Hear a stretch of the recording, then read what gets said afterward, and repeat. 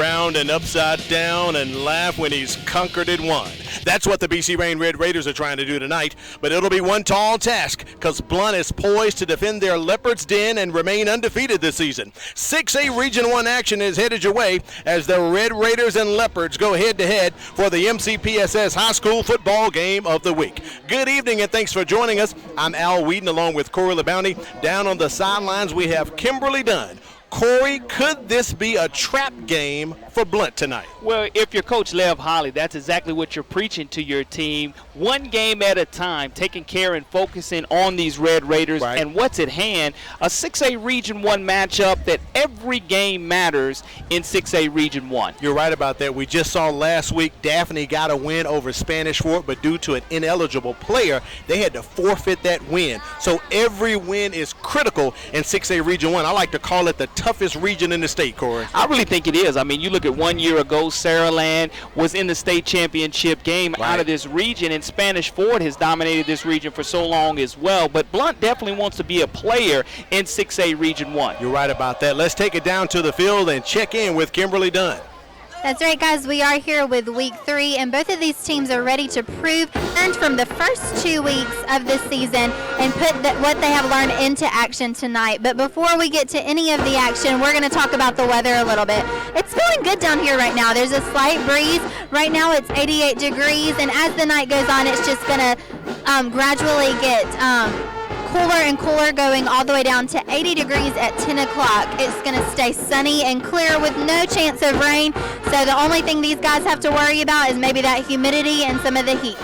Thank you, Kim. We appreciate that. Future One's forecast. Corey, speaking of the weather, new security protocols in place tonight. The line is long, but you know what? It's not as warm as it was earlier today. And that's very interesting. I mean, I think the high today was close to 97 or 98 degrees, but now that the sun is setting, the humidity is not as bad as it was in week 0 of high school football, and you have a little breeze on the field, as Kimberly was keeping us abreast too, so you think that cramps won't be a factor like they were in week 0, as we're already having the 3rd week of high school football under our belts, getting ready to get started. All right, Corey, let's get to your checklist for both of these teams tonight. It's a big matchup, 6A Region 1. So who do you have on your checklist? I'm sorry, well, what's on your checklist for those Blount Leopards? You look at Blount, needs to lean on that Leopard line of scrimmage. What do I mean by that? Coach Holly has taught his guys to play with violent hands, offensively and defensively, and trying to control. That's going to be the biggest. Geared up and trying to get them another shutout if they can. And here is the offense for the BC Rain Red Raiders.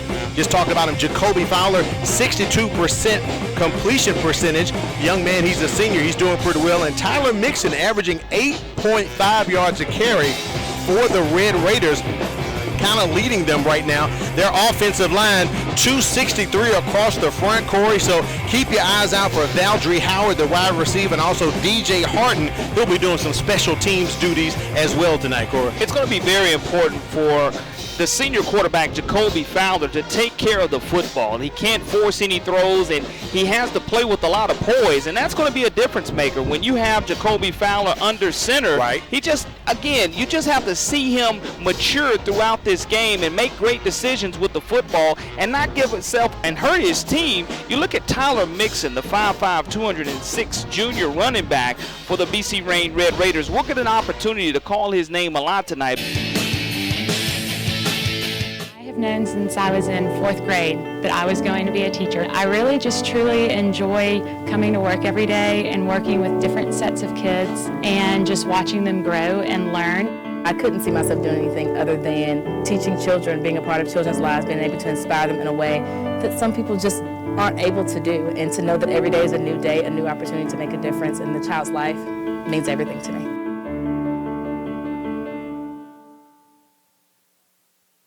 My name is Harshini. I'm a junior at Davidson High School, and after graduation, I plan on pursuing a career in dermatology. Currently, I'm taking science classes such as AP Chemistry, Biology, and Human Anatomy, which will help me pursue my career. I feel as though Mobile County is preparing me for my career choice in that they provide rigorous classes that help me think further beyond just what I'm learning.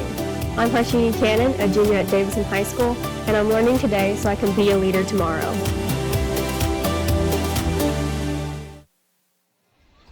Welcome back to the MCPSS High School Football Game of the Week. I'm Al Wheaton, joined by Cora Bounty. Down on the sidelines is Kimberly Dunn. And Cora, we're about a 1 minute away from toe meeting leather here at Harris Terry Stadium, our second time on the Blount campus this season. Yeah, I mean, I'm excited to see how this Blount defense is going to match up with this BC Rain offense. And what do I mean by that? In my checklist, I mentioned that they have to control the line of scrimmage do the Blount Leopards, and if they're able to have their way early, it could be a early contest. I mean, it could be lights out early for the Red Raiders, but I tell you what, Coach Lawrence Yelding, in his first year at the helm of this Red Raider program, he's the third coach in 3 years for BC Rain, so these guys are leaning on him and trusting on him to get the job done. I think he'll do an outstanding job in turning this program around. You're right about that. He's very excited about being the head coach, said he's always wanted to be a head coach, been wanting to do it for years, and right now he's going to set the expectation, build some character,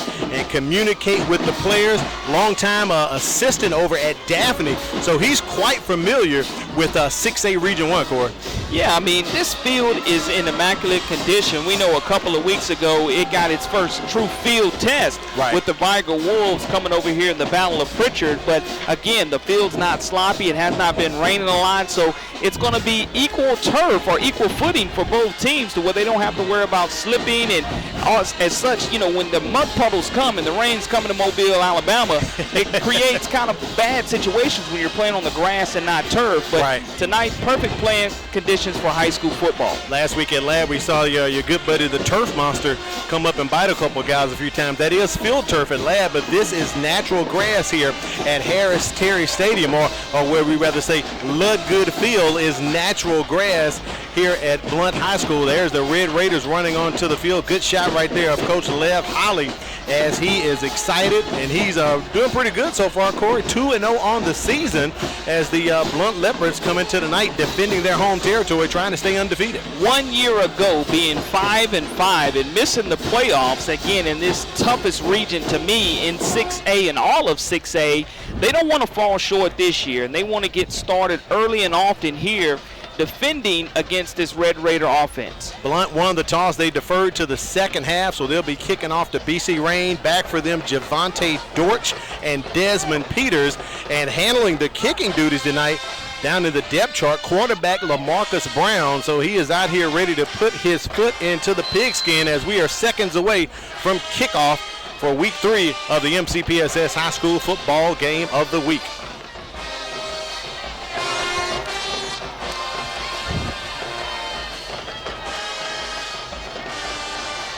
And we are off the play. That ball taken by Dortch, and he gets up to about the 30-yard line, and we'll get our first look at the BC Rain Raiders offense led by quarterback Jacoby Fowler. Talked about him with the lineup as a 62% completion percentage on the season. As BC Rain is about to take to the field, and we are underway here.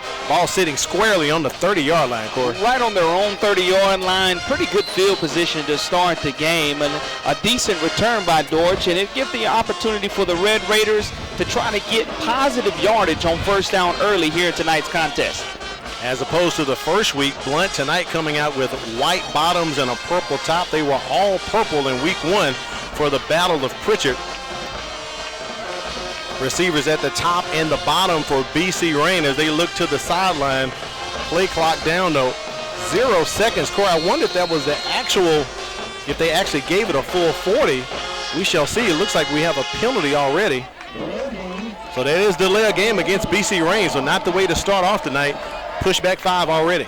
Yeah, I see across the field Coach Lawrence Yelding speaking with the officials, trying to wonder if that play clock was set exactly where he needed it to be, but nonetheless, across the 5. Still first down. So maybe the offense thought they were going to set it at 40, but I believe they had it at 25. So that pushes the Red Raiders back 5 yards. There's a look at our officials tonight, led by Gary Malden, who's going to be our white hat tonight. Game right there on the play for Tyler Mixon. about 4 or 5 yards close to the original line of scrimmage. We'll give him 4.5 on the Corey. It'll be second and about 11 for BC Rain. And see, Al, you look at that last play, that 5 yards that got cost for BC Rain, you pick up positive yardage, 4 yards if that is on 1st and 10. Right. Now you're looking at a situation now it's 2nd down and 11 yards to go. 3 receivers to the bottom. Little screen pass right there as they get it out to Mixon. And he gets ahead of steam. I think he may have stepped out of bounds, maybe right at the line of scrimmage, Corey. Tackle's going to be made by the Blount Leopards, pushing them out of bounds, and that's going to be critical that you want to make sure that you don't allow any BC Rain Red Raiders offensive wide receivers to get behind this defense, and now you're in a situation now where it's 3rd down and 12 yards to go. It's going to be a 1-yard loss total on the play. Yeah, so Mixon was forced out of bounds, so it is 3rd and long. Fowler runs back, and he is sacked and brought down immediately by that stifling Blount defense. Sidney Collins from his outside linebacker position, 6'1", 210-pound senior. You look at the instant replay as you're rolling out and you just know where to go as the line collapses. Collins has offers from UAB, Jackson State, and North Alabama. He's a 3-year starter for this Blount Leopard program. Back to punt for BC Rain, Douglas Escalante, and receiving for Blount, we have Armani Diamond and Jordan Harris Mitchell.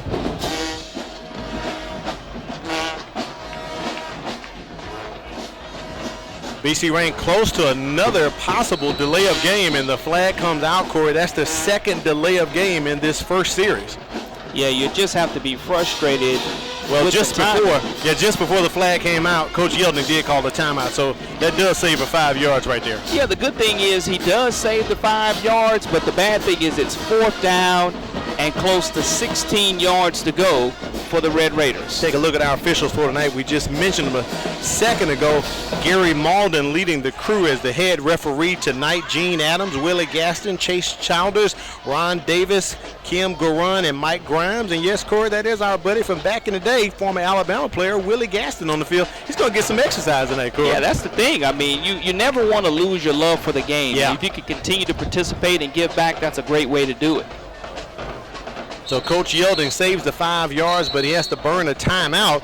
And doing a number check where it does not look like Escalante is punting. Looks like number 17, Jalil Artis, is back there punting. I believe there may have been a number switch, so I believe Escalante is 17 and Artis will wear 37 tonight. Still back for the Leopards at about their own 40-yard line, Armani Diamond and Jordan Harris Mitchell. Escalante gets a pretty decent punt off right there, and it is fielded at about the 48-yard line by the Leopards. And we'll get our first look at this dynamic offense. As I said, Corey, averaging 40.5 points a contest so far this season. Well, I'll tell you, one person who's going to get the ball early and often is Jarris Williams, the 5'11", 190-pound junior. Has several offers, has rushed for 6 total touchdowns so far through 2 weeks of high school football. And the Blount Leopards are taking over right at their own 49-yard line. Great real estate early picked up by these Blount Leopards. Empty set for the Leopards, 3 at the bottom and 2 at the top, and keeping that on a direct snap as Blount has changed up a little bit on us as they're bringing in a different player at the quarterback position. Looks like, straight to Jarris Williams, so that was a direct snap, almost like a wildcat, Corey. Yeah, Tyrese Murphy does a good job of not letting anyone outside of his containment area and bringing the Leopards down for not of a big gain. I mean, you look at this situation of about 4-yard gains on the play. Nice pick up there. Receivers at the top and the bottom as they go to a pistol formation here. 2nd down and about 4 for the Blount Leopards trying to pick up their first down. 2nd and about 6. Brown gets that ball out to his receiver wide open and taking it down to about the 26-yard line. Nice pickup for Jalen Parnell. The 5'10", 185-pound senior from his tight end position is able to make that reception and move the sticks for the Blount Leopards early. First down for Blount as we take a look at the replay here. And he had all day to throw, and Parnell had plenty of real estate, and he used it to his advantage. Flag on the play, possible offsides against BC Rain. Nice hard count by LaMarcus Brown, drawing the Red Raiders off. And penalty, mashing paws on the penalties is something that the Red Raiders have to stay away from and avoid. Talked to Coach Yeldon before the ball game. He said we've got to come out, we've got to execute, line up properly, and also stay mentally in the game. And Corey, that goes to your checklist as you just talked about it. Press pause on the penalty. Brown throws it out to his receiver, trying to get it out there and cannot. Good coverage on that play by the BC Rain cornerback Brandon Whitsitt. Knocks it down. It'll be second down for Blount. Outstanding coverage by the 5'9", 148-pound sophomore on the play. Made sure he didn't get called for pass interference. Turned his head around right at the correct moment and was able to swap the ball away with his right hand. Great defensive technique utilized by Brandon Whitsitt. 2nd and 5 for the Blount Leopards, as they are driving, trying to get into the red zone and put this one into the end zone. Early action here at Harris Terry Stadium. Brown keeps it straight up the middle. He's got some room. He's ducking and dodging. A flag does come out as he gets down to about the 12-yard line. Let's see what the call is on the field. And I want to say it was a block in the back in that situation. You look at the wide receiver. Anytime he holds his hand straight up in the air, he's probably guilty of blocking. You have to see the numbers that you're going to block, and that penalty is going to go against and negate a great game by the Blount Leopards. Great gains. Going backwards there, negative play, Corey. You hit it right on the head, block in the back. We'll get the call here from referee Gary Malden. Block in the back, on the offense, 10-yard penalty, replay second down. And that's that old teaching technique. If you can't clearly see the numbers, don't block it. And it's a situation to where you really didn't even have to do it. And again, the wide receiver held his hands up, knowing as soon as he did it that he was probably going to be flagged. So that pushes Blount back to about 2nd and 4. Williams in the backfield, takes the carry, and tries to hit the hole, but runs until one of his own blockers and is immediately taken down, maybe about at the line of scrimmage. I think they may give him one if they're generous, Corey. Yeah, great job by the Red Raiders in the secondary, making sure that even though they were going to get a piggyback ride on that play, that they were going to bring the runner Williams to the ground. So 3rd and about a short 4 here for the Blount Leopards.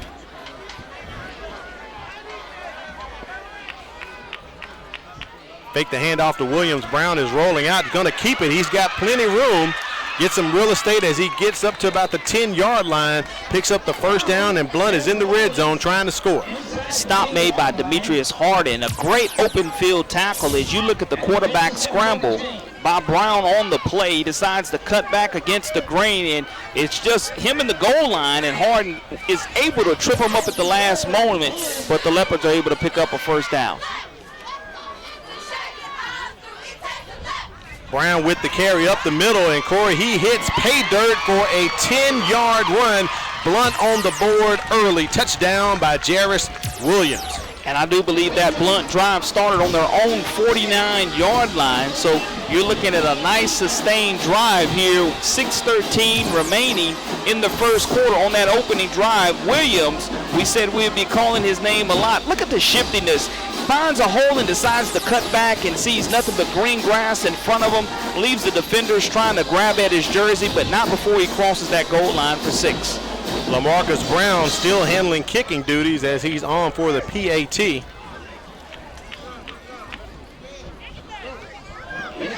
Kick is up, and it is good. So after an 11-yard run by Jarris Williams, Blount on top 7-0 over BC Rain. We'll be back with more action. You're watching the MCPSS High School Football Game of the Week.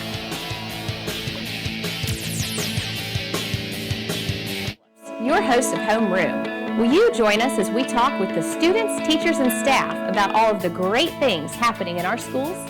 That's right, Renee. Not only are we here to keep you informed about the great things happening in our schools, but to also keep you updated on safety issues. Our show, Safe Schools, looks at ways to keep your child and our students safe. Not only are we looking at ways to keep your child and our students safe, but to keep you informed on how to connect with us. Manténgase informado aquí en Conexión a Padres.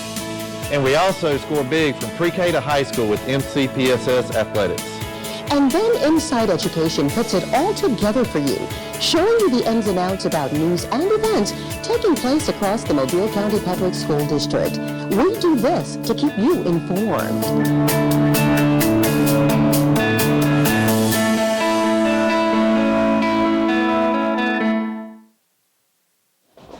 You can hear the sounds of the mighty marching Leopard Band as they're on top 7-0 for the MCPSS High School Football Game of the Week. And there's the kickoff taken by Javante Dortch of BC Rain. Another great field position for the Red Raiders, Corey, up to about the 31-yard line this time. Yeah, it's going to be up to them to capitalize on their first offensive series. They went in reverse with the penalties and were able to give Blount great field position. You want to give your defense that rest. You cannot afford to go 3 and out on this drive. Right. The Red Raiders just need to pick up positive yardage on first down. I can't emphasize that enough tonight of how important it is from a confidence standpoint for the Red Raiders to get started early. Corey, at 6:05, I believe the referee is going to honor the heat timeout right now between this change of possession. And as we talked about at the top of the broadcast, the line was a bit long with new security protocols. Didn't take Blount long to score, and if you turn around, that line is down to no one behind us getting into the ball game. Yeah, great job of just the traffic flow coming into the stadium and the people coming into the stadium with no problems. And I'm just looking forward to, again, a very exciting night of high school football so far. 7-0 our score already. All right, Corey, it looks like we're about to get back underway here. When we get a break in a matter of moments, we'll try to get impact players on for who's making an impact tonight. And I can see an impact right there. Big Lee Hunter, number 7, clogging up that middle for the Blount Leopards there as he takes his position. So it's 1st and 10 for the BC Rain Red Raiders. Ball at the 31-yard line. Hand off to Mixon, who barrels ahead for about 2 or 3 yards. He's a big bruising kid right there. Picks up a couple to take BC Rain to 2nd down. And that's exactly what you want to see. You want to see positive yardage on first down if you're the Red Raider offense. Running it right at big defensive tackle Lee Hunter, 6'5", 305-pound junior. The Red Raiders are ready for action. In motion there, Victor Lopez. And on the move, Mixon for the Red Raiders into Leopards territory with a big gain up to about the Blount 41-yard line. And that's something that the coaching staff of the Red Raiders, offensive coordinator John Chapman, has found a weakness on the left side of that Blount Leopard defensive line. Is that's the 2nd consecutive positive run that Tyler Mixon has made, and it was a great run at that. Flag on the play. And from our vantage point here, atop of the press box at Harris Terry Stadium, I believe that might be illegal participation. One of the Blount players could not get off the field in time, Corey, so this might be a 12-men on the field call. Lee Hunter on the stop. Kamar Thompson was on the carry there, and if that's against Blount, that's exactly what the Leopards needed. Yeah, they were making late substitutions trying to combat that running attack there. So they'll march this one off a couple more yards, and then we'll have 1st and 10 for BC Rain. They've yet to walk off the penalty. I think that's what we're waiting on. There we go.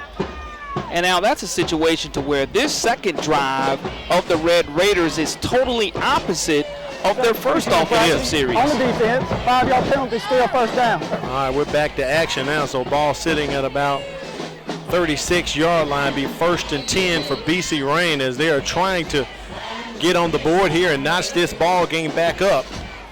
Blount on top 7-0. Lopez in motion. They hand it off once again. No, that's a keeper. That ball came out. You're right, Corey. And they're going to say he was down on the play, but I think that was it was a close bang-bang play in that situation. Now, I thought that the pigskin was moving around. Great camera work. We'll be able to see it wasn't necessarily, he never had the handoff, and that ball was live.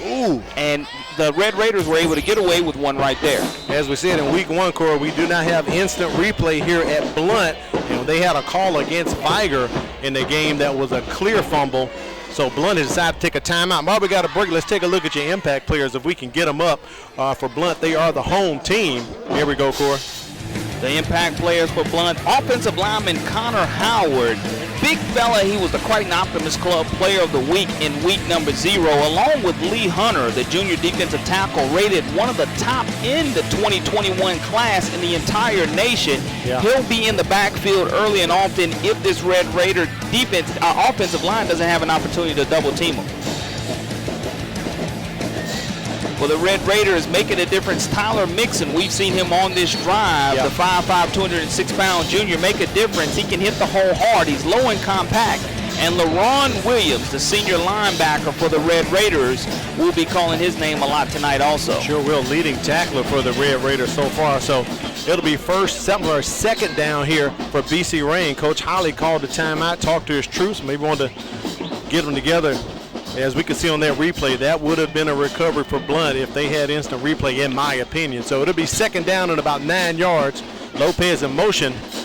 They fake it to him, and Fowler's going deep, and he's got a guy wide open. Corey, can he hold on to it and bring it in? And that is a touchdown for the BC Rain Red Raiders. Desmond Peters hooking up with Jacoby Fowler. Outstanding throw by Jacoby Fowler. Coach wanted him to take care of the football. Well, he did more than take care of the football right there. He threw a strike to Desmond Peters, who was wide open. And what happened is the Blount defensive backs got caught looking in the backfield with the eye candy off of the fake handoff.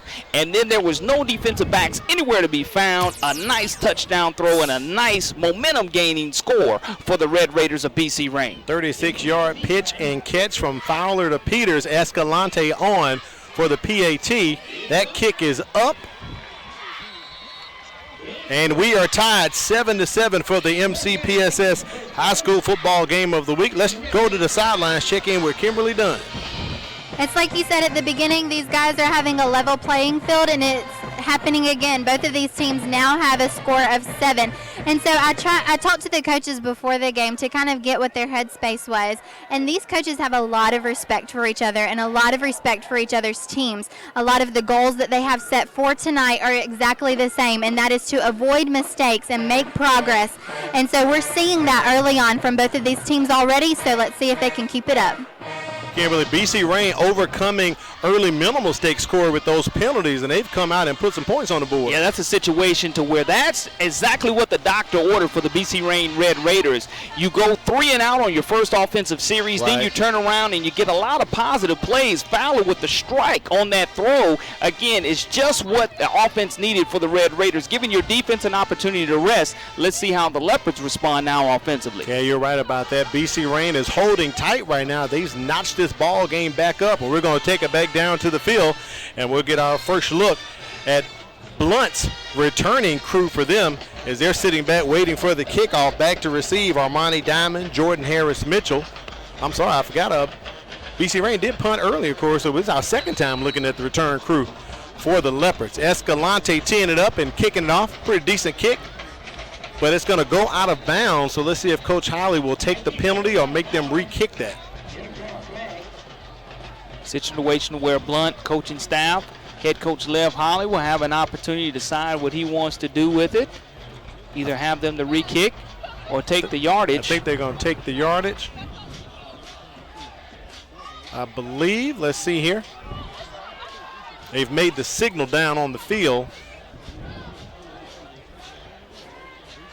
4:36 remaining in the first quarter. And referee Gary Malden, he's ready to get at it. So Blount's going to take the ball at the 35-yard line. Pick up a couple of yards off the penalty. 7-7, Al Wheaton, Corley Bounty, Kimberly Dunn here at Blount High School for the MCPSS High School Football Game of the Week. This is 6A Region 1 action that you're watching. In my opinion, the toughest region in the state of Alabama. Some people call it the SEC West, Corey. And I have to agree with you. Again, the competition, each and every game is important. You mentioned it being a trap game. in your opening segment, we're looking to see how it's going to wind up finishing. Brown going deep, trying to connect with Cameron Graves.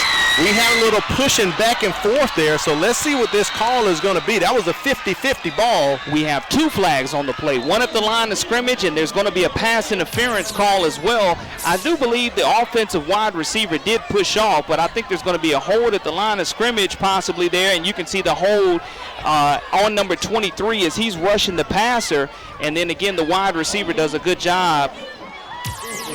So PI against BC Rain and holding against Blount, so those penalties will negate each other.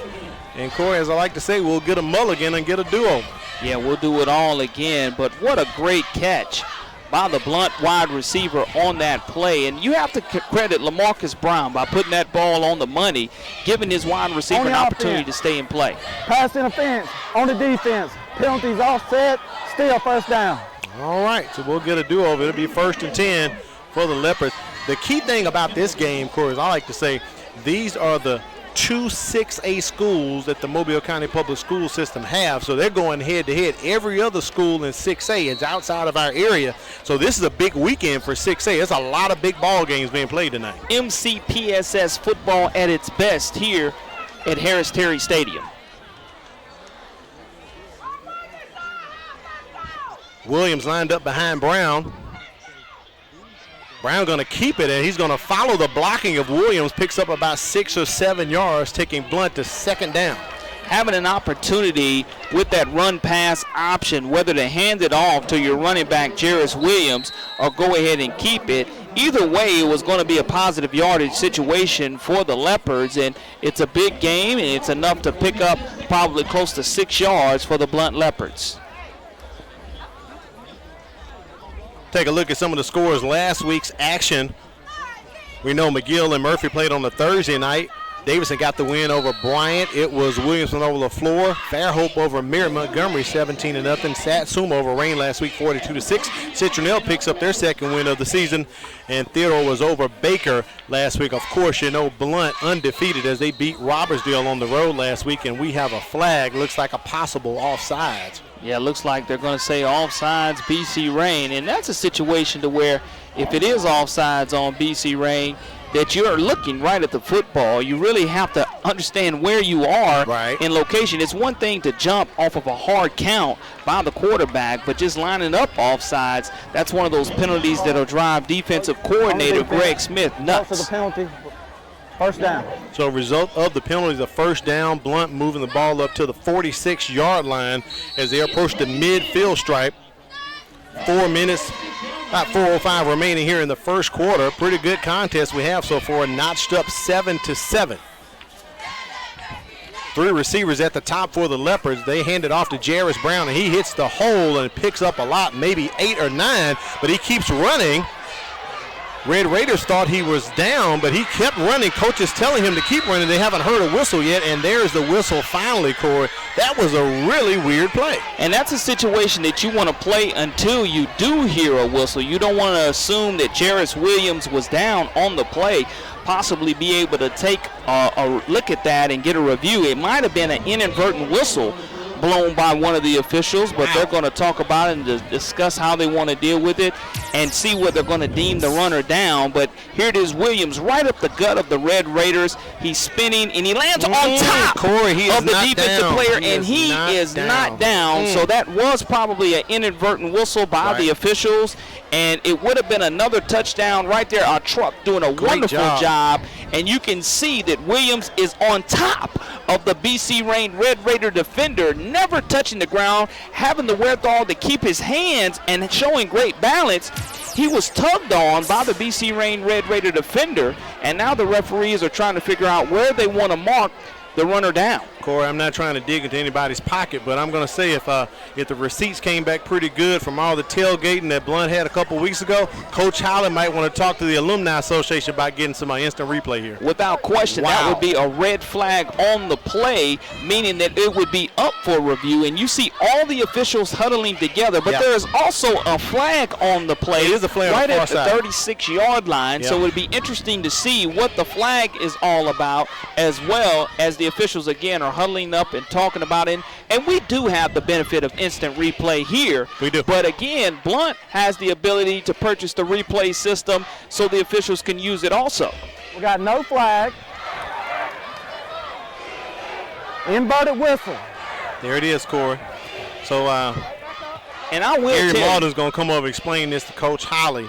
And that's a tough one to explain That to is. the head coach because Great look right here. being a basketball official myself, I have seen a situation where I've had inadvertent whistles myself, and that's the toughest part. So it's real close. Bang, bang, play, And it's hard to tell whether his caboose actually touches the grass or not. But I think the officials, I would err to say that I would rather have an inadvertent whistle in that situation and kill the play and give Blount an opportunity to score again rather than let the play go through. We have no flag on the play. We have an inverted whistle. The coach requests to take the play right here where the ball was when we had the inverted whistle. Great job by the referee officials crew right there, led by Gary Malden. Corey, I like they're giving the explanation to both coaches. They're making it plain and making it clear so we can understand what's going on. But you're right about that. Possibly his caboose did hit the ground there on that different angle. And as you said, we have the liberty of having different camera angles here with the network. And great job that the guys and girls are doing down there, getting all this footage and re-racking it for us. But unfortunately for the coaches down on the field, they have to take it live. Yeah, after all is said and done, you're looking at where the markers are going to be. It looks like the down marker looks like it's possibly going to bring up maybe a second down and 4 yards to go. Yep, looking like it. But nonetheless, Blount will have the football trying to attack this Red Raider team as Coach Lawrence Yelding's on the far sideline, still getting the explanation from the officials. I believe it actually will be first down. They haven't moved the chains yet, Corey, so I believe it's going to be a first down when they eventually sort it out. But Coach Yelding is making sure he gets his 5 cents worth right now with referee Gary Malden. And again, that's just like a timeout. So you give your defense, after giving up a big play possibly, an opportunity to rest and recoup. Give your defensive coordinator, Greg Smith, an opportunity to talk to his team as well. Coming up real soon.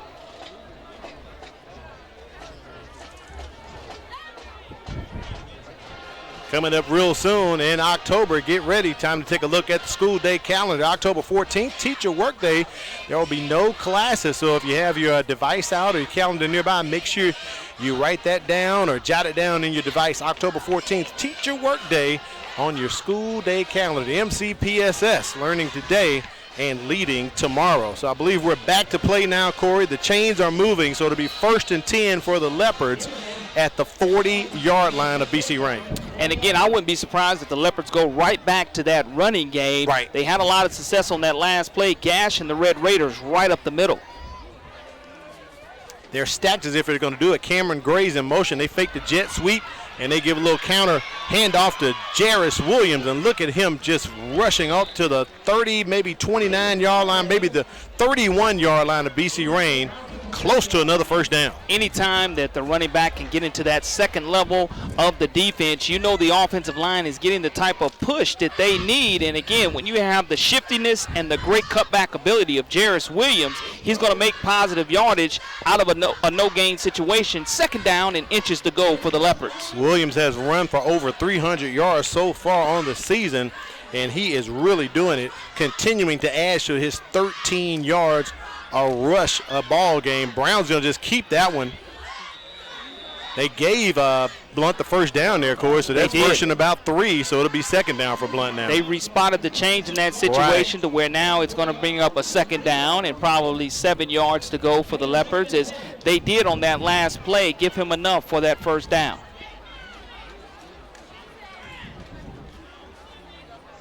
The run-pass option by the Leopards, averaging 40.5 points per game, is so deadly when you have LaMarcus Brown and Jarris Williams as options. So Williams in the backfield right now. Brown going to keep it again. They've been running that play a lot tonight, that quarterback keep, a little RPO action, and he has enough to get a first down as the Leopards creep into the red zone once again. Corey Bonner, the 5'10", 205-pound junior Mike linebacker, makes the stop on the play, just tripping up. Brown by his shoelaces. And that's a situation to where, again, the run-pass option, you have to have great eye control if you're the secondary of the Red Raiders, because if you get caught looking in that backfield, they'll burn you with a nice pass. Blount in that pistol formation. They decide to keep it, throwing out to Cameron Graves. He is ducking and dodging, shifting and moving, and into the end zone, hitting pay dirt with a 19-yard touchdown. 20-yard touchdown for the Blount Leopards. Cameron Graves. Outstanding move by the 6'2", 190-pound junior in open space. The ball's only thrown maybe 2 or 3 yards. Great job by the wide receivers down the field blocking. As you see the throw by Brown, the RPO, it's almost a lateral pass, but you have that great shiftiness. He splits 3 BC Rain Red Raiders defenders and is able to take it to the house. 6 plays, 60 yards for the Leopards. Brown on for the PAT. He's handling all of the kicking duties so far tonight. He's second on the depth chart behind LaVirgil Smith. So Brown on for his second PAT. Gets it up. And it is good. Blount on top, 14-7. Don't move. More action headed to when the MCPSS High School Football Game of the Week.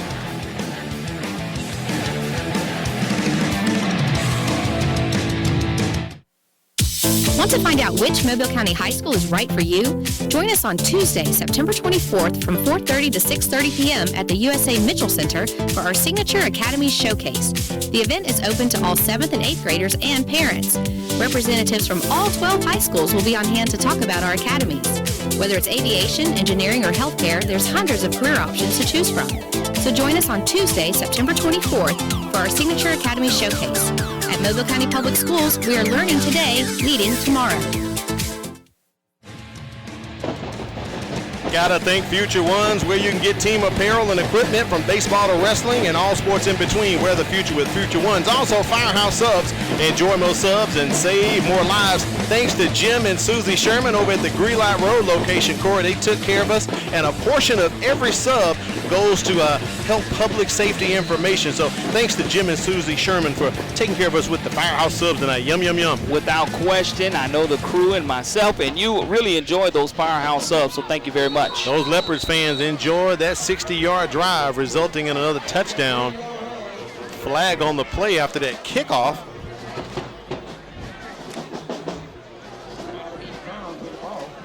So we have a false start or a legal procedure against Blount, so it looks like they're going to make him kick it, maybe push him back 5 more yards. It's a situation to where when you're the Leopards, you don't want to give the Red Raiders any free yardage, because that's how they were able to sustain themselves on that second offensive drive that led to 7 points being put on the board for the Red Raiders. But you have to gain a lot of confidence and have to have had a lot of confidence knowing that you'll be able to go right back to running back Tyler Mixon. We'll see what defensive coordinator Alex Brown's adjustments are for this Red Raider offensive series. So Blount re-kicking this one to BC Rain after the penalty. Nice kick right there from Brown, taken by Dortch. He's making his way up. He's got a good average on his kick return yardage tonight. Another one up to about the 32-yard line. Positive yardage, and it's what you call the hitting yardage. Anytime you're able to take the ball over at the 30-yard line and drive into positive territory instead of being pinned deep into your own red zone area, that's a plus for the Red Raiders. But this drive right here with Jacoby Fowler, he just needs to take care of the football. Needs to have clean handoffs to running back Tyler Mixon, as we saw one earlier that hit the grass that they were able to recover.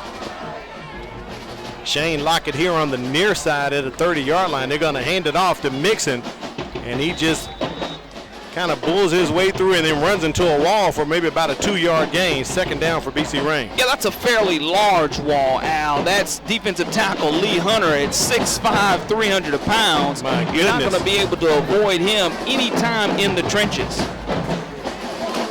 Talked about it at the top. Blount averaging 263 across that front. BC Rain handed it off once again. and Mixon doing some blocking on that play as they work in the other back, Jaquez Adams. So it'll be 3rd down and about a long 6 for BC Rain. Quintarius Hannon and Cameron Johnson doing an outstanding job of ball seeking. Cameron Johnson, his dad was J.J. Johnson. That name may sound familiar to a lot of Mississippi State fans because that was his dad, who was a former Mississippi State running back. Okay. 3rd down and about 6 as we're under 1 minute here in the first quarter. Trip receivers to the bottom of the screen. Fowler rolling out, and he cannot escape the rush. Ball looks like it comes out at the end as he's wrapped up by Lee Hunter. One of the offensive linemen fall on it. Julius Gomes picks up that fumble, Corey. Look at the replay, and you look at the great hands in pursuit by the big guy Lee, and he's able to clean up on the play. But again, I just mentioned early in the possession, Jacoby Fowler must take care of that pigskin, but it's going to be 3 and out for the Red Raiders, and they're going to be putting it on their foot and punting it away. Escalante will have to punt this one. There's about a 4-second difference between the play clock and the game clock. Or possibly Coach Yeldon could take a timeout or just take the 5-yard penalty there. So no flags come out, Corey, so I guess the refs let it slide. So that's the end of the first quarter. It's Blount on top 14-7. Second quarter action will be headed your way shortly. We've got a good one so far, the MCPSS High School Football Game of the Week. Don't move.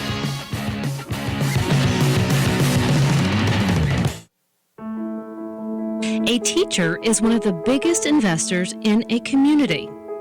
They impact the lives of those we value the most. Teachers share knowledge which helps shape and mold our future leaders. Teachers show direction and help build a sense of purpose. Are you ready to make a change?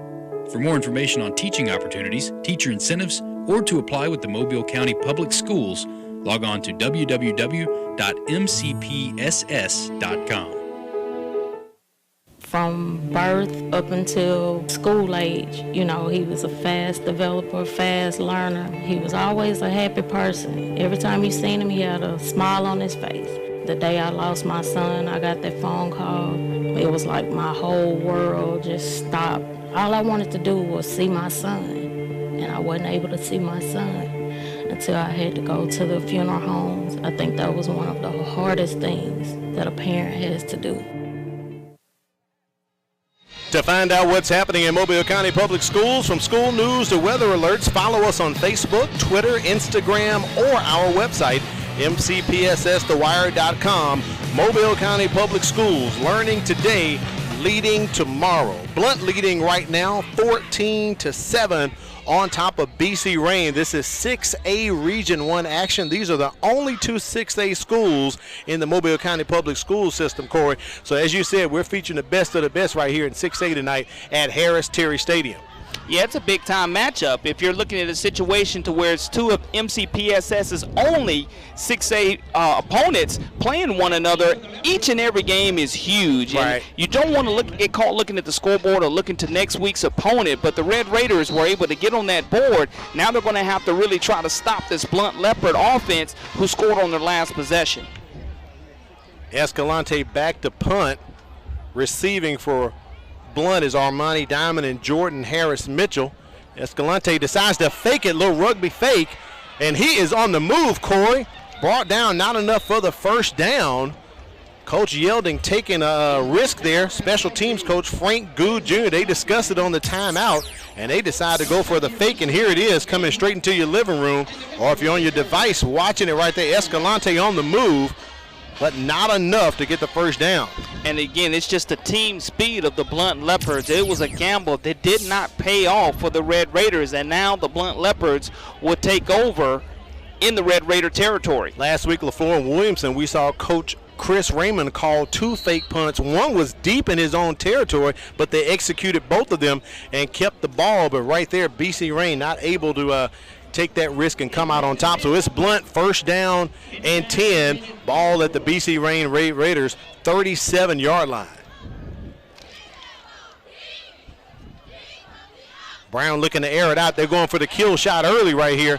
and gets that one completed to Cameron Grays, I believe, and that is a completion at the 9-yard line. Wow. Outstanding over-the-shoulder catch, as I call that, putting the biscuit in the basket. And Cameron Grays, you look at him looking over his shoulder, is able to come away with the outstanding catch. The 6'2", 190-pound junior. It's going to come back all for naught, as there seems to be a penalty on the play.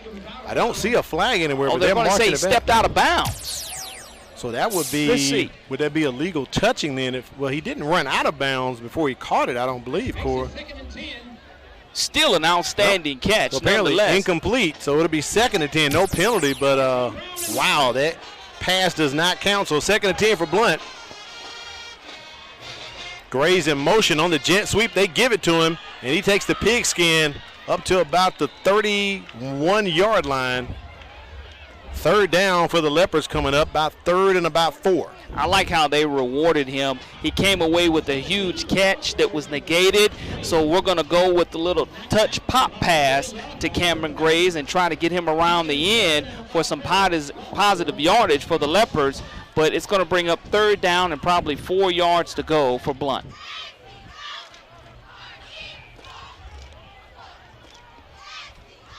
Blount offense looking over to the sideline, getting the call from offense coordinator Alonzo Johnson. They need to play hurry up, 5 seconds on the play clock, and Coach Howlett says, no, I'm going to use a timeout. I do not want to give up 5 yards right here. So it was a little confusion there on the Blount Leopard offense, so they're going to take time out, bring it over to the sideline and discuss things. Coming up at halftime, you know what it is, the Chick-fil-A Halftime Trivia Challenge. Your chance, well, not your chance, but one of the spectators' chances in the stands to get taken care of with a Chick-fil-A prize pack. Kimberly Dunn, she'll go in there and get a lucky spectator and ask them a question or two. Of course, Corey, it's your favorite, multiple choice, and see if she can take care of someone with a Chick-fil-A prize pack coming up at halftime. Yeah, the more options you give me, the better in that situation. I know if it's A or B, I have a 50-50 chance, but I like to think about it a little bit. Speaking of Kimberly Dunn, let's go down to the sidelines and check in with her. One of the favorite things that I like to do before the game is talk with these coaches, like I said earlier, and get in their heads. And so I asked them tonight, what do you think separates your players from the other team?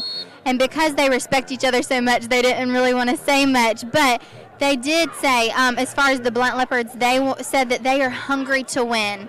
And the BC Rain Raiders said that they respect each other and they're ready to get some of that experience, even though this is his first year as a head coach. So we'll see if they can do that. Thank you, Kimberly. Appreciate that. So it'll take Blount to 3rd down and about 4. They're still in front of the sticks, but they want to get a 1st down right here after some great field position on a fake punt from BC Rain. That ball thrown out to Jalen.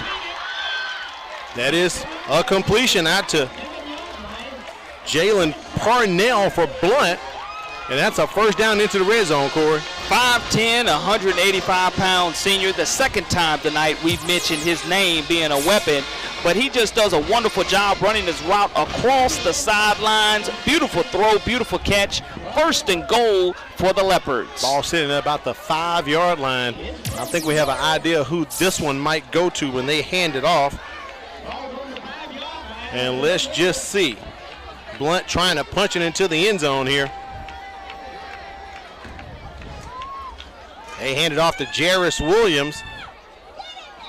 He gets up to about the 2-yard line and pushed back, so it'll be 2nd down and goal for Blount. The Red Raiders do a good job of holding tight. LaRon Williams, one of our impact players, stands him up right at the line of scrimmage. As you saw, Jarris Williams continue to try to keep his feet pushing toward that goal line area. 2nd down and goal to go for Blount.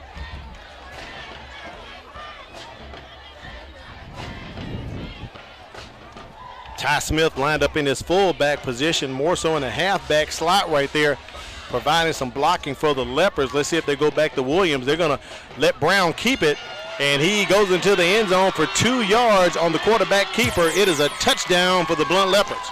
I love that play call. You bring in the beef in that situation. Titus Smith, the 5'9", 235-pound senior, just pulls over to the left, and LaMarcus Brown does the rest. Pushes beyond the goal line. 6 more points on the board for the Blount Leopards. Brown doing it all right now, Corey. He has thrown for 2, ran for 1, and he's handling all of the PAT duties tonight, so he may get the Swiss Army Utility Knife Award later on.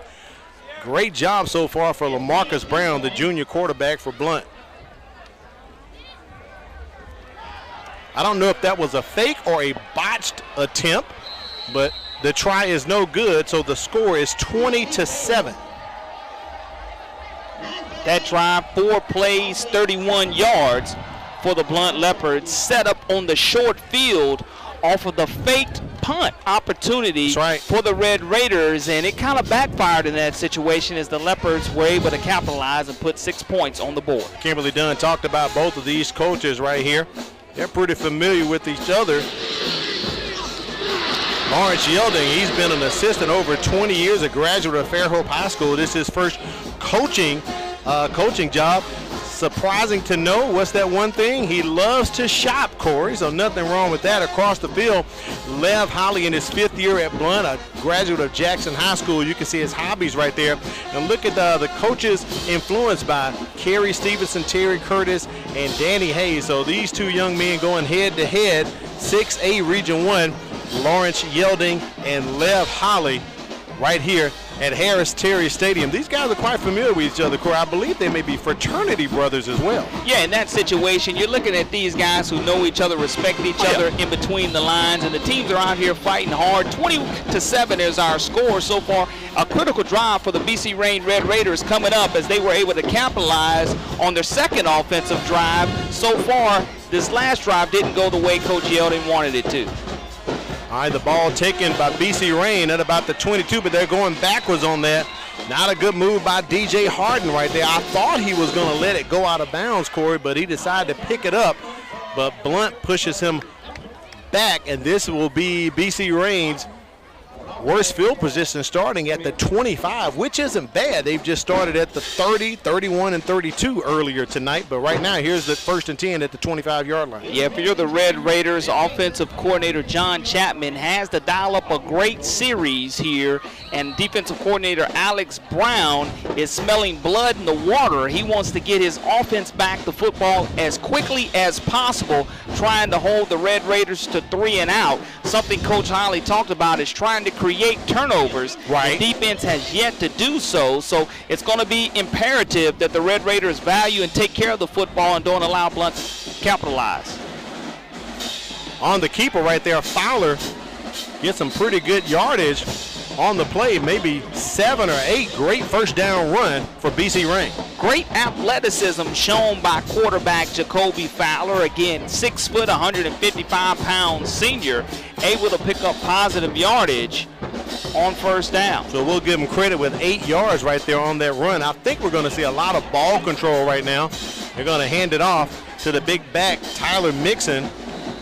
And that should be enough to pick up the first down from where we're located here atop the press box. Yeah, that's a big stop by the Leopards. You look at Blount trying to keep the Red Raiders from sustaining that first down. Sidney Collins on the stop for Blount, but the Red Raiders got that first down that I know is going to make them very happy, like you talked about. Being able to control the clock, keeping the Red Raiders defense fresh is what's important for head coach Lawrence Yelding. 2 receivers at the bottom here. BC Rain 1st and 10. Ball at about the 31-yard line. Little flea flicker action, and it is read all by Blount, and that is a huge loss for BC Rain. Wrapped up and brought down by number 19, Sidney Collins. Sidney Collins, again, has offers from UAB, Jackson State, North Alabama, but he was able to put that oops upside your head in that play, and just a tremendous defensive play, staying at home, continue to stay in his lane, finding the flea flicker situation that is a huge loss for the Red Raiders. You talked about offense coordinator John Chapman possibly rolling the dice here to get some plays going, but that one went way backwards. So it's going to be about 2nd and a country mile here for BC Rain. They are backed up to their own 15-yard line. Fowler with a little quick screen. Good play call right there by Chapman. Gets the ball to Mixon, and he gets it back to possibly the original line of scrimmage. It'll be 3rd and 10 or 3rd and 11 coming up, Corey. And you know Tyler Mixon runs the ball extremely hard. He's low and compact to that ground and knows exactly where he wants to go, which is north and south. He's not an east and west type of runner. He's a downhill runner for the Red Raiders. So we'll call it 3rd and a long 9 here for BC Rain as they look over to the sideline to get the call. Play clock approaching 10 seconds.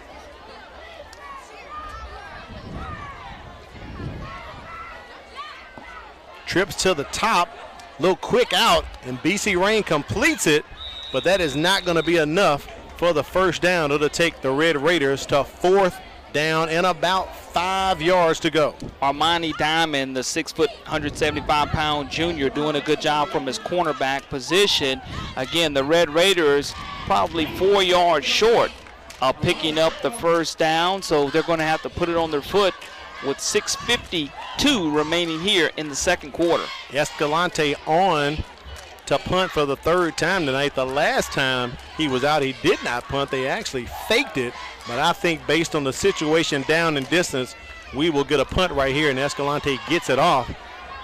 Punts a spiral, goes out of bounds. Well, no, not out of bounds. BC Rain is going to down it at about the 38-yard line of Blount. So Blount gets some great field position right here. BC Rain went for the fake flea flicker there, Corey, and did not pay off for them.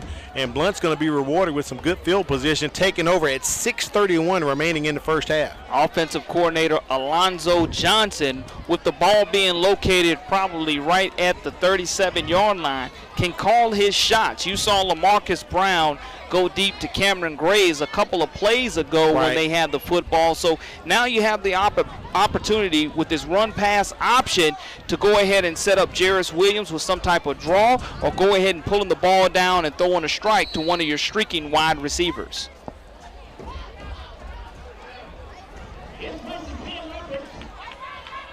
No help for Cameron Graves here at the bottom of the screen. Yeah, it is one-on-one at the bottom there, Corey. You're right, man-on-man action. And they're going back to Graves as he goes across on the slant. Ball high and incomplete, takes Blount to 2nd down. Good read by LaMarcus Brown. Just would have liked to put that ball a little lower, giving Graves an opportunity to make a play. But that's the type of stop that you want if you're the Red Raiders. Make them waste that down and continue to dial up long down and distance situations for the Leopards. Yeah, Graves at 6'2", but that ball a little bit higher, maybe about 6'7" or 6'8". Way Brown threw it. 2nd down for Blount, 2nd and 10 here. I go right back to it because, again, anytime you have one-on-one coverage, that's the type of matchup you want. They get that one out to Parnell.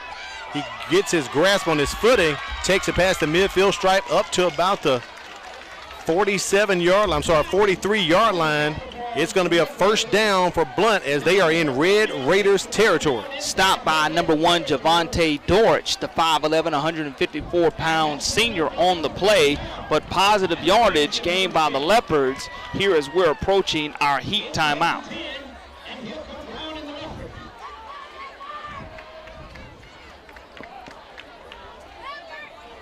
Hand out to Jarris Williams, wrapped up but not brought down. You got to wrap him all the way up, but they force him to the outside, Corey, at about the 39-yard line. So it'll be 2nd down and about 4 or 5 for Blount. We're under 6 minutes. Let's see if the crew decides to take the heat timeout right here. The versatility, you must wrap up.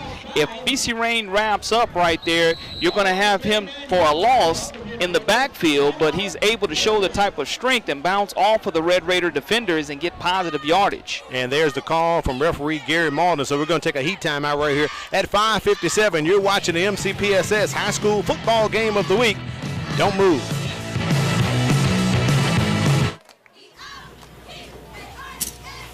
Get it.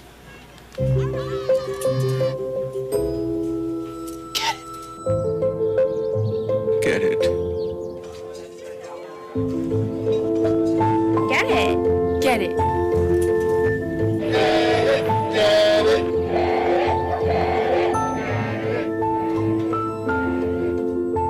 Is she gonna get it, Daddy? She'll get it. Get it. Get it.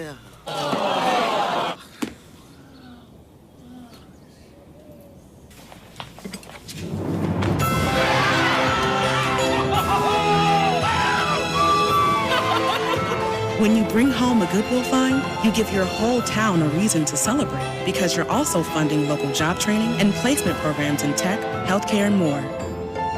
Goodwill. Bring good home. We are back at Harris Terry Stadium. It is second down for Blount. They hand that ball off to Jarris Williams, and the Red Raiders are all over him. Corey, that's going to be a loss, taking Blount to third down.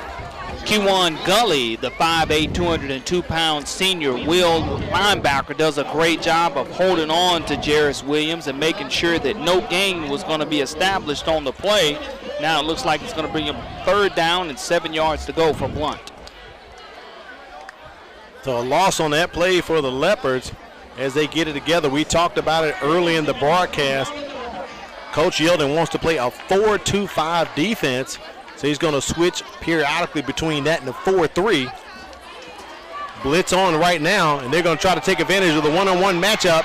Graves hauls it in, can't get to the end zone, but he's out at the 1 yard line. Awesome, awesome pass from Brown to Graves. And you're going to have to bring help over the top for Cameron Graves because the speed is just too dynamic. He's getting a free release off the line of scrimmage, just outruns the BC Reign Red Raider defender, the cornerback Javonte Dortch on the play.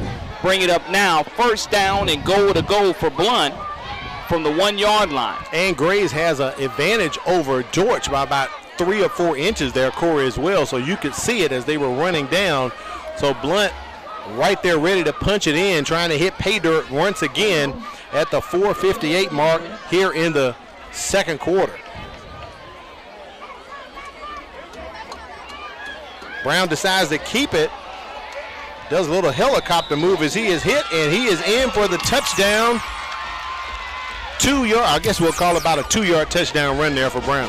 That's a big-time run. I mean, you look at, he decided to go ahead and tuck the football off of the RPO. Wanted to take care of the football as he crossed the goal line, but before the ball popped out, it did cross that chalk. 6 more on the board for the Blount Leopards. That touchdown set up by a 39-yard pitch and catch from LaMarcus Brown to Cameron Graves. And Graves takes it, Brown takes it on the next play and punches it into the end zone to get 6 on for the PAT here. The kick is up, and it is good. So Blount is on top 27-7, extending their lead over BC Reign. We'll be back with more action. Don't move.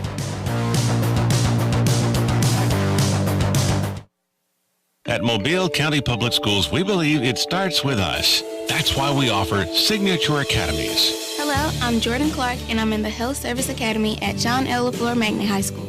My future career is to be an obstetrician gynecologist. With this academy, I'm learning firsthand from people already working in the industry. Shadowing them on the job really makes me want to study hard and work harder towards my career goals. Signature Academies are open to all students in Mobile County Public High Schools. Visit mcpss.com.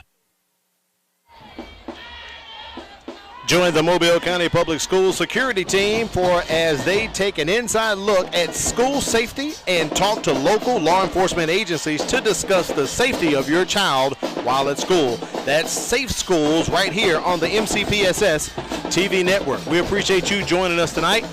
For our executive producer, Quentin Howard, director Wade Ford, I'm Al Whedon, joined by Corley Bounty. Statistician China Powell down on the sideline is Kimberly Dunn, and Blount is on top 27-7 with 4:51 remaining in the second quarter, Corey. Yeah, I thought so far that the Red Raiders on that second drive did a wonderful job scoring the football, but since then, ever since that fake punt was not able to be utilized and capitalized, the Red Raiders have not been able to sustain any type of drives, creating a short field for the Blount Leopards, and Blount has been able to capitalize off of it, now leading 27-7 with 4:51 remaining here in the second quarter. I believe there was a penalty against BC Reign assessed on that try because Blount is kicking off, at the BC Reign 45-yard line, and that goes into the end zone for a touchback. I saw a flag on the field during our timeout, Corey. I didn't get the call from referee Gary Malden, but it looks like whatever it was possibly a 10 or 15-yard. Yeah, 15-yard penalty. Had to be some type of unsportsmanlike conduct penalty, either a dead ball penalty after the point after attempt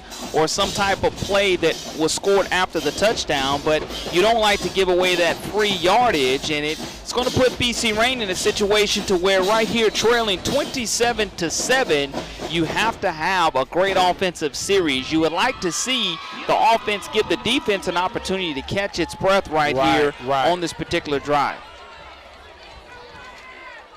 First down and 10, ball on the 20-yard line. They fake the handoff to Mixon.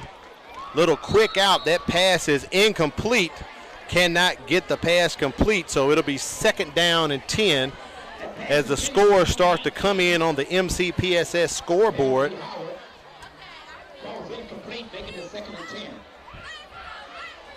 No score so far in some of the games. There is a Baker on top 6-0 over Davidson. Murphy's on the road playing Fairhope tonight, and Mixon on the move up the middle. Barrels enough for a first down to get those sticks moving, Corey. He's not scared to lower his shoulder and lower the boom in that situation. And I love the fact, again, I just mentioned earlier that he is a north and south runner. He's running downhill, folks. He's looking for somebody to punish. If you get in front of him, he takes that low compact body and is running extremely hard for the Red Raiders. Doing it once again for BC Reign. Picks up a couple there. That will take them to second down.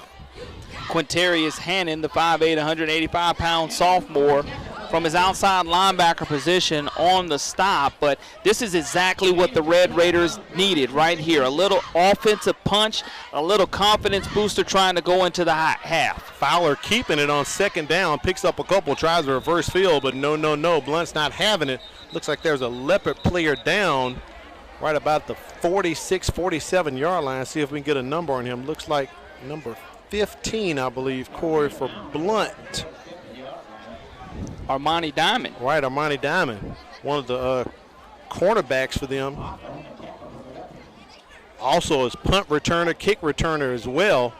Coach Holly and the crew coming out to take a look at him. Blount beat Reign last year 38-6. They pretty much dominated them the entire past couple of years since Reign has returned to 6A. Their past three meetings, they have won by a total score of 117-14 over BC Reign. So this contest has been pretty lopsided. Coming up at halftime, it won't be lopsided. Somebody's going to win the Chick-fil-A Halftime Trivia Challenge. Kimberly Dunn is going to head into the stands and get a lucky spectator, ask him a question, give him some multiple choice answers. Won't be too difficult. Nothing like that right there. So Chick-fil-A Halftime Trivia coming up. Also got to thank my folks at Future Ones. They're providing us with the gear tonight. Wear the future. Wear it with Future Ones. From baseball to wrestling, you can do it all with Future Ones. And also Firehouse Subs. Enjoy more subs.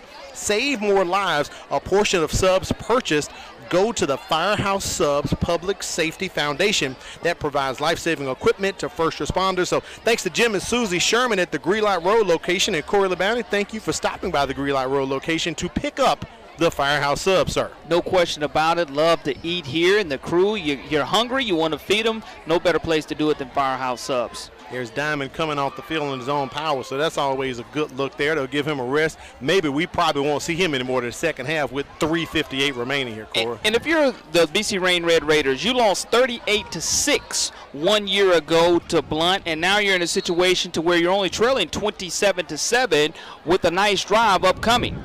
Fowler looking to air that one out, trying to get it to Valdry Howard. Incomplete. Howard is 6'4". He could have possibly got that one a little higher for him, but no.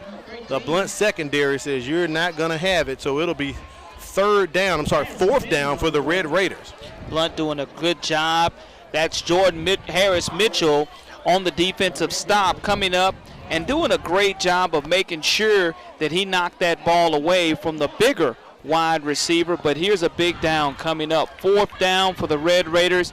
They had a failed punt opportunity earlier. You don't think they're going to do that again now, deep in their own territory. I don't think they'll be faking this one, Corey. Diamond's not back there for the return, so we'll see if the Leopards are able to capitalize and get great field position heading into the half. Just had a shot at him on the sideline, and that punt is blocked, tipped by Sidney Collins, but it is caught and brought down on that Tyrese Murphy in the up position there, catches it off the ricochet, but the result is great field position for Blount. I'm sure Coach Yeldon didn't draw that one up that way. No, Sidney Collins comes unblocked from that right side, which would have been the bottom of your screen, and because of it, again, he's going to create a short field for offensive coordinator Alonzo Johnson. LaMarcus Brown, we saw him with the RPO series on the last possession. See if he's able to get Jarris Williams involved also here running the football. 1st and 10, ball on the 28. They hand it off to Jarris Williams.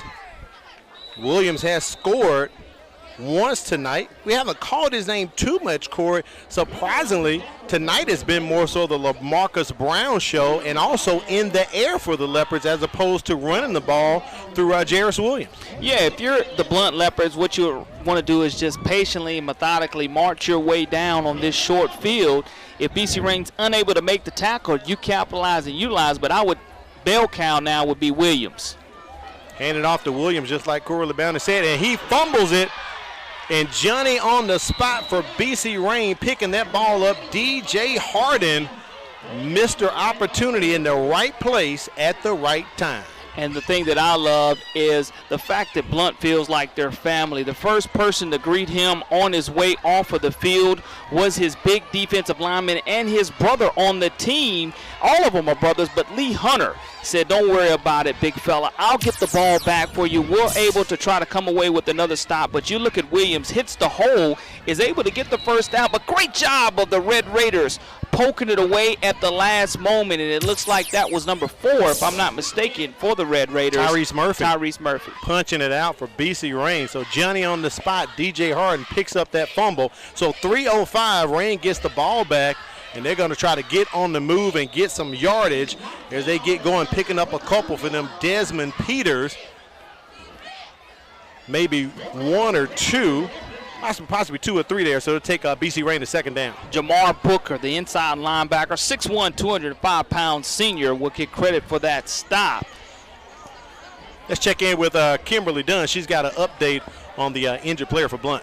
Yes, that was number 15 for the Blount Leopards, and apparently he just received a helmet to the back, so he has a little bit of a back pain right now, but nothing that's going to keep him out of the game. Thank you, Kimberly. Talk about Armani Diamond there. We kind of saw him getting a little, if you want to call it a little massage, a little treatment to the back, Corey, so good job on getting that information for us. Triple stack receivers at the bottom, Corey. 3rd down for BC Rain. Fowler trying to connect with someone, rolls out, has time, and gets that ball to Howard, but no incomplete as the Blount Leopards are fighting for it, and they rip it out of his hands. Chris Casher III from his free safety position, 6 foot, 180-pound sophomore. Yes, if that name sounds familiar, there's a reason because of it.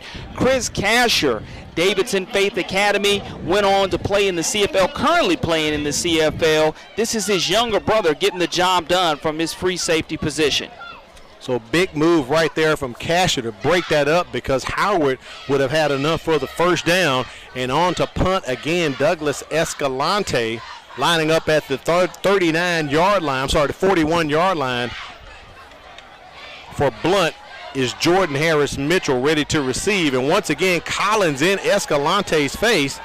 He gets it over the outstretched hands of Collins. That ball going to be down at the 45-yard line. So Blount, once again, great field position. 1:43 remaining in the 2nd quarter. Can they get some more points before halftime? And Lee Hunter is a man of his word. Told his partner, Jarris Williams, we'll get the ball back to you. Was able to do so. And now if you're the Blount Leopards, being right where they are here, looking close to the 45-yard line of the Red Raiders, you have an opportunity to feed Jarris Williams again. I do believe you have 2 timeouts remaining. Do the Blount Leopards, so plenty of opportunity to drive the length of the field before halftime comes upon us. So no points off turnovers to BC Rain. Little screen out to Cameron Graves, and he's got a lot of green grass in front of him. He's turning on the after jets, and he's bursting into the end zone. That is a touchdown, 45 yards. Cameron Graves on the little screen pass from LaMarcus Brown. Time of possession, probably 9 seconds, Al, in that situation, and that's a quick strike that just will take the life and the wind out of the sails of the Red Raiders right before halftime. You look at the replay, and it's an all-out blitz. Everybody was on go for the Red Raiders. Right. A perfectly designed play call by offensive coordinator Alonzo Johnson, because BC Rain brought the house, and the Red Raiders were not able to capitalize in the secondary to the house for 6. Go the Leopards. Looks like Lev Howley's going to go for 2 right here, try to get that point back that they missed on the PAT earlier. Brown keeping it, does pitch it at the last minute, and that is enough to count. So that is a 2-point conversion for Blount, pitching that ball out to Savon Davis-Jones. So Blount on top 35-7. Coach Howley gets that point back that he missed earlier. Big time 2-point conversion, and again, Coach Howley just making everything nice and even on the scoreboard for the Blount Leopards, now leading 35-7. Minute 31 remaining in the second quarter. Going to take a look at the Crichton Optimist Club. Corey had some awards out this past week. They had their weekly luncheon over at Heron Lake, and I believe we may have some familiar faces coming up here for the Crichton Optimist Club Players of the Week. Yeah, you look at Lee Hunter. We mentioned his name, the 6'5", 305-pound junior, as well as his teammate, offensive guard Connor Howard, the 6'3", 290-pound junior. Both were awarded Offensive and Defensive Player of the Weeks in Week 0 for the Crichton Optimist Club. I had the opportunity to MC that event. Mr. Richard Burton and the guys at the Crichton and guys and gals at the Crichton Optimist Club gave me that opportunity. But the way the Blount Leopards are playing tonight, I wouldn't be surprised if LaMarcus Brown is not due up for another Offensive Player of the Week award for the Blount Leopards. So far, Brown has thrown for 1, 2, and he has run 2 of them himself and kicked all the PATs. He was helping out on that 2-point try right there, but Brown has been all over the field. Dude, that is a live ball, so BC Rain needs to get on it before Blount does, and that ball is downed at about the 38-yard line by Valdree Howard. And again, you look at Blount defensively, giving up 3.5 points per game, have given up 7 tonight. Blount is 47-4 since the year 2000 when allowing 10 or less on the scoreboard. So that's pretty impressive. And as we go into the second half, there'll be a lot more numbers that I'll be running at you, Al, because, again, leading 35-7, the Blount Leopards, they're going to regroup at halftime, not looking at the scoreboard, coming out playing like it's 0-0. The Red Raiders are going to make the necessary adjustments also. Don't forget, we'll be showing bands at halftime and also the Chick-fil-A halftime trivia challenge as well. Kimberly Dunn is going to get someone taken care of with a Chick-fil-A prize pack, so at halftime, be on the lookout for that. Plus, we'll be showing bands as well. And if you thought about a career with the Mobile County Public School System, stick around at halftime. We have some information we'd like to share with you as well. Coming up at halftime for the MCPSS High School Football Game of the Week. 1 minute and 6 seconds remaining and ticking. Al Wheaton, Corey LeBounty, Kimberly Dunn here at Harris Terry Stadium. Blount all over Rain right now, 35-7. As BC Rain looking to the sidelines to get the call here. Second down and about 7, Corey. Well, in Week 0, we saw the Viger Wolves go up 7-6 over the Blount Leopards. Sure did. We saw the Red Raiders here tied up at 7 apiece, but the Red Raiders are going to continue to run right downhill at the Leopards, not giving up anything and sustaining a first down before we end here in the second quarter. Getting the ball up to the midfield stripe, about the 50-yard line. Maybe 1 play remaining here, or depending what happens with this play, possibly 2. Clock is ticking as they've gotten the chain set up. First down and 10 for BC Rain, ball at the midfield stripe.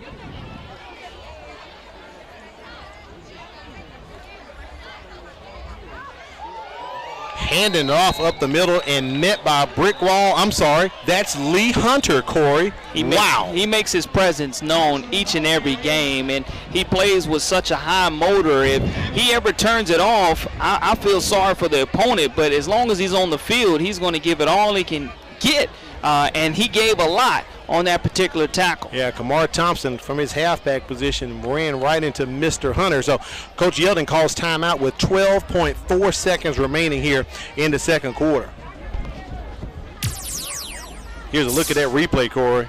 Boom, right into your living room. Lee Hunter doing damage. The kid has over 25 Division I offers. Oh, yeah, he's just a junior, Corey. Yeah, I mean, one of the top defensive tackles in the nation for the class of 2021 right here, being a part of the Mobile County Public School System. As on Saturdays, we've seen so many student athletes shine from the Mobile County Public School System. LaMichael P. Ryan comes to mind at the University of Florida. His teammate, Kadarius Toney, making a difference for the Florida Gators as well. But there's so many young student athletes that are getting it done, that have graduated from and been a part of the Mobile County Public School System, that we've said their name time and time again on Friday nights, knowing that it was going to equate to greatness on Saturdays as well. All right, after the timeout here, second down and about 2 or 3 for BC Rain. 12.4 seconds remaining in the first half. Fowler's going to air this one out, going deep, kind of sidearms it a little bit. And it is a tip drill picked off by, Jordan Harris Mitchell. That's an interception with 2 seconds remaining on the game clock. Great tip drill, and what was scary is there were 3 purple jerseys around the football, and they almost knocked it away from one another. I noticed that, Corey. The tip drill that you see, you want to keep the ball airborne as the quarterback for BC Rain goes ahead. Jacoby Fowler rears back and tries to throw the Hail Mary. You see the 3 defensive players there, and a tip drill to himself as he's able to come away with it. Great interception by Harris Mitchell. That young man better get ready for Mardi Gras, catch some moon pies like that, Corey. That's right. Wow. He one-handed that one and brought it and tipped it to himself, keeping it alive. So I believe Coach Holly and them and his crew, they're just going to pretty much down this one here in victory formation and go into halftime up 35-7. No need to run a play, just take a knee, and they'll take it to the locker room. So we're at halftime right now at Harris Terry Stadium. Explosive first half for the Blount Leopards, the name we called over and over again. Quarterback LaMarcus Brown, he did it on the air, he did it on the ground, and Corey, he did it with his foot as well, kicking those PATs. Yeah, momentum definitely showed itself again with that failed punt opportunity. I think the score was 7-7, maybe 14-7 at that time, and Blount was able to capitalize, and now you look at them putting 28 unanswered points on the board. So Blount going into halftime with a lot of momentum. BC Rain is going to regather themselves. Let's take it down to the field. Kimberly Dunn has Coach Lev Holly. Coach, hopefully you're feeling pretty good right now with that interception. How do you feel about your team's performance so far tonight? It's kind of flat to me. I think the only thing we're playing up to the level that we need to play. We come out, we give up 7, and that's one of the things we talked about this week was we wanted to hold them to 0, but we give it up. But they come back, they responded. Our offense has been really consistent, so can't ask for much more from them. Yeah, so what does your team need to do to secure that win tonight? It's about cleanup. We got to clean up what we're doing, be more confident. We missed probably about 8 assignments on defense. So just got to go in and make some adjustments, and we'll be okay. All right, thank you so much, Coach. All right, thank you, Kimberly. We do appreciate that. Part of the new security protocols in place by the Mobile County Public School System is during halftime, the bands will play to their home side, Corey. So BC Rain will be playing to their home side, and Blount will be playing to their home side as well. Just some of those security measures put into place. Yeah, wonderful job tonight implemented by the MCPSS, making sure the safety of all spectators are at the forefront of this game. And I just love the situation to where we get an opportunity to see the bands perform. All right, let's take it down to the field. Here are the marching Red Raiders. Featured on Fox 10 News and have over 3,000 views in the first week.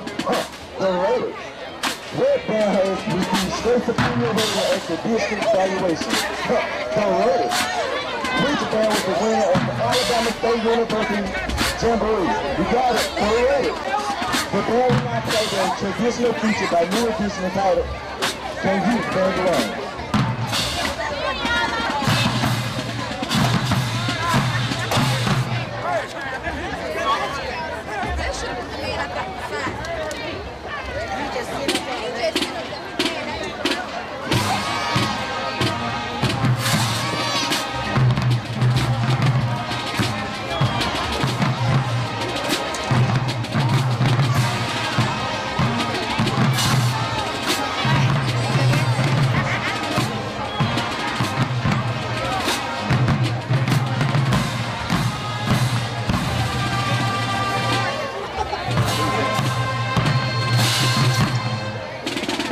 Before we march into the place,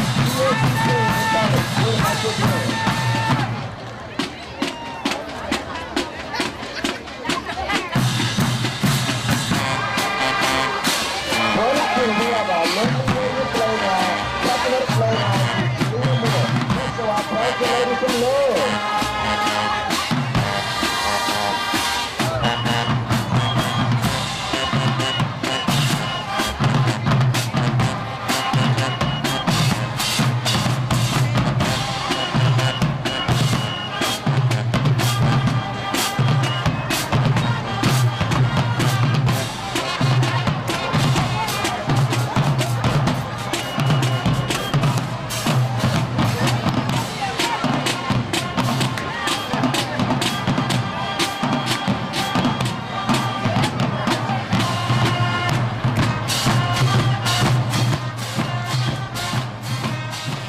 That is the sound of the BC Rain Marching Red Raiders. We'll be back with more halftime action. Don't move. You're watching the MCPSS High School Football Game of the Week.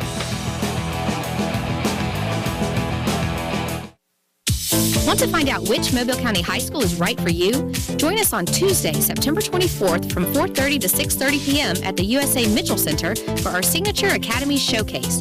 The event is open to all 7th and 8th graders and parents.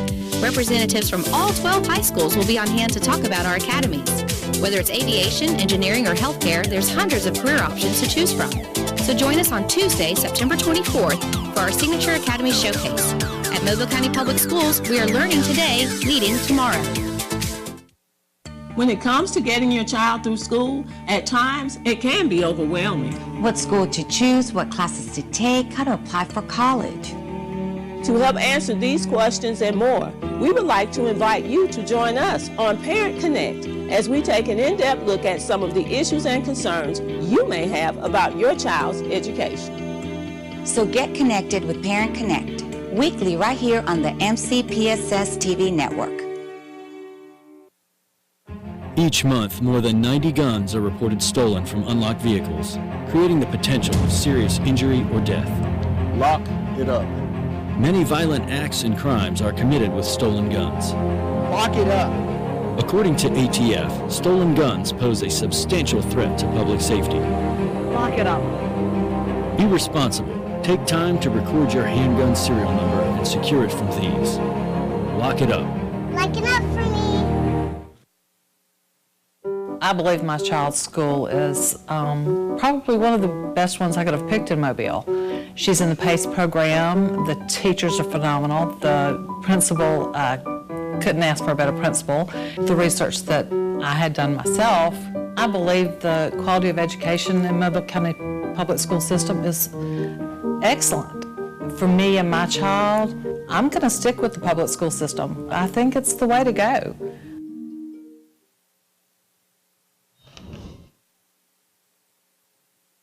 When it comes to getting your child through school, at times it can be overwhelming. What school to choose, what classes to take, how to apply for college. To help answer these questions and more, we would like to invite you to join us on Parent Connect as we take an in-depth look at some of the issues and concerns you may have about your child's education. So get connected with Parent Connect, weekly right here on the MCPSS TV network. It is halftime for the MCPSS TV Football Game of the Week. Let's take it into the stands. It's time for the Chick-fil-A Halftime Trivia Challenge. Let's see who Kimberly Dunn has with her. All right, we are here with our Chick-fil-A halftime trivia challenge, and I'm here with a very, very special guest who has the coolest name I think I've ever heard. You said it's Judy's? That is so cool, and you're in 5th grade at Chickasaw Elementary? Yes, ma'am. All right, he's so respectful, too. I thought he needed some smiles on his face, so we're going to try to win this prize pack. Do you want to see what's in here? All right. If you can answer our trivia question this evening, you get some really cool sunglasses. You know these come in handy in Mobile because it's always sunny, unless it's raining. This really cool water bottle from Chick-fil-A. You got to stay hydrated. Some Mobile County bracelets and a cup. A cozy for your mom and dad, maybe. And then some Chick-fil-A gift cards, which is probably the coolest part. Are you ready for your question? All right, let's see if you can get it. Which river does not flow through the state of Alabama? Is it A, the Black Warrior River, B, the Dog River, C, the Nile River, or D, the Tallapoosa River, okay? So think about it. Don't be in denial over it, okay? Which one do you think it is?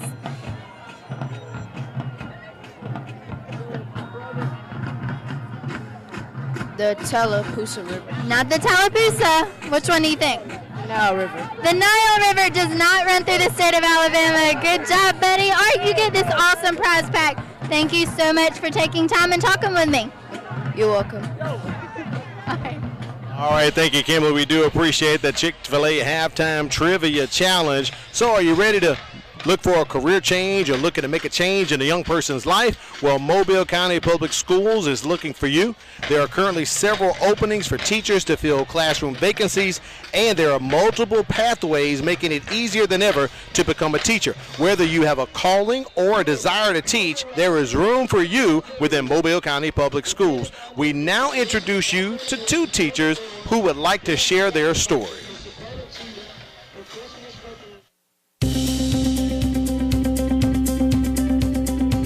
I came from a family of educators. My mom, my sisters, my aunts. I have a lot of family members in education, and it was always something that they came home and talked about, so I've always had a desire to do the same thing. I have always wanted to teach.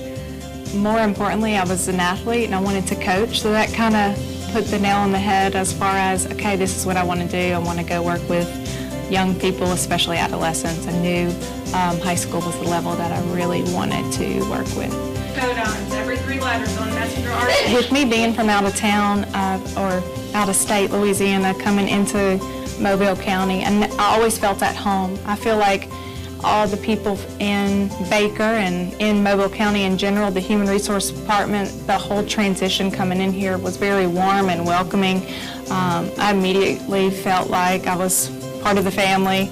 I wasn't an out-of-towner, because a lot of people who graduate within Mobile County come back and work within Mobile County. So it was very comforting for me to know that someone that did not go to school here could come in, with open arms and transition very easily. I would definitely recommend Mobile County to those about to graduate in education.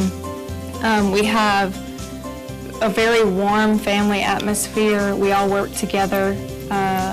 One of the things that I love about Mobile County that I didn't get in my last school system is the cooperative teaching that we do. So you never feel like you're doing it alone. We team up with other teachers that are teaching the same subject area, and we plan together, we work together, we brainstorm together. And so, you're not trying to reinvent the wheel. It's truly a team effort.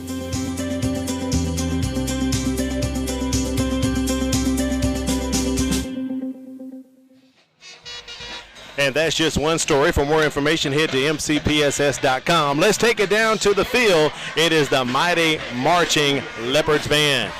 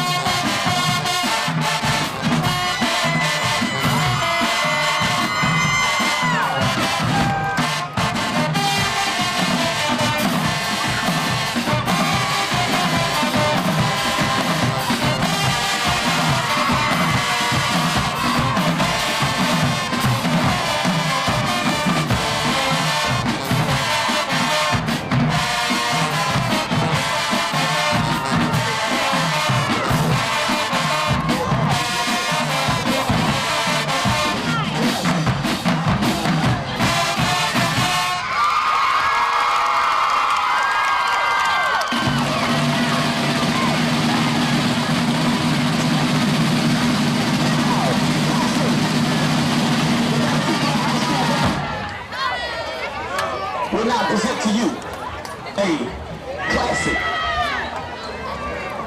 under the direction of graduate assistant Mr. Jeremy Perryman. I present to you Mr.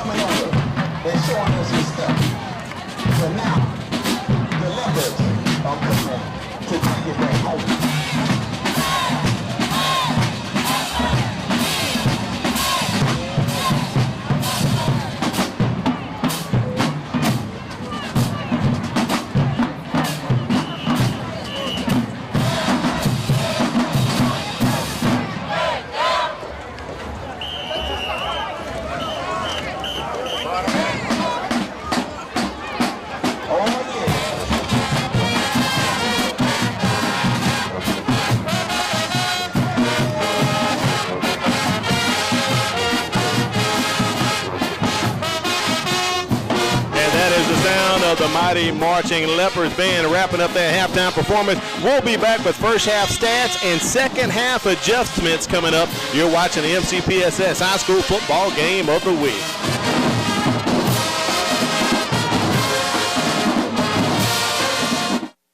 My name is Harshini. I'm a junior at Davidson High School, and after graduation, I plan on pursuing a career in dermatology. Currently, I'm taking science classes such as AP Chemistry, Biology, and Human Anatomy, which will help me pursue my career. I feel as though Mobile County is preparing me for my career choice in that they provide rigorous classes that help me think further beyond just what I'm learning. I'm Harshini Cannon, a junior at Davidson High School, and I'm learning today so I can be a leader tomorrow.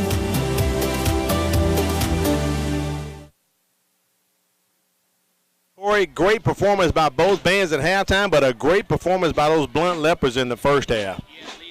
5-7. You look at the beginning of the first quarter, we were knotted up at 7 points apiece. The Red Raiders stalled on their first drive, but their second drive, they were able to march some 45 yards and get 6 on the board, added on to the extra point, and that's what Coach Holly is not happy about. The fact that BC Rain scored 7 points, he wanted them to hold it to that big goose egg. Now that that's being erased, you look at the statistics in this game. At halftime, Blount has 130 rushing yards. BC Rain has 64. Blount has 128 passing yards. BC Rain only has 45. Total yards, Blount has 258 total offensive yards.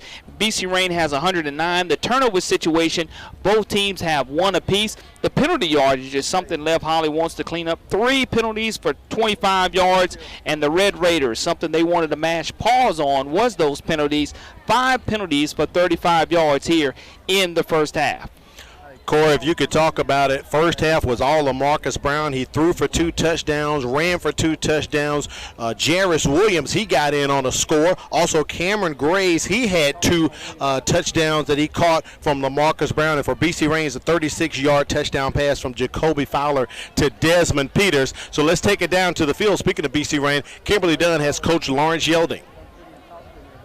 Coach, what was the atmosphere like in the locker room during halftime? Just trying to get the guys to get dialed back in and just, again, talking to them about finishing. We have a pretty young football team, making a lot of mistakes out there. So the biggest thing was to do was to keep them encouraged. I don't want to yell at them, scream at them. Definitely don't want them to shut down on us. So we just got to get them to come back out, finish the half strong, and then we go back and kind of regroup and get ready for the next one. Yeah. So what did you say to them specifically to motivate them for the second half? We put ourselves in some bad situations by shooting ourselves in the foot, correct the things that we can correct, play hard. It's all about character, how you respond to adversity. And I think there's life lessons in through football. So just talking to them about responding to adverse situations and coming out and just finishing. Yeah. All right, well, thank you so much, Coach. I'll let you get with your team. Thank you. I appreciate that, Kimberly. Corey, he said it right there. Don't want to yell at the kids or get them upset or anything, but you know what? Coming back in the second half, you got to be respectful and get things together. We're going to be back with second half action coming up. Don't move. You're watching the MCPSS High School Football Game of the Week.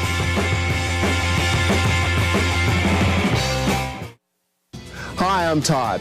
And I'm Terry, and we'd like to invite you to join us as we take a look at nature in ways that you've never seen before. Come travel with us as we go coast to coast to uncover some of the most interesting animals. And some of the most beautiful scenery that's offered outdoors. You can join us on our nature adventures right here on the MCPSS TV network.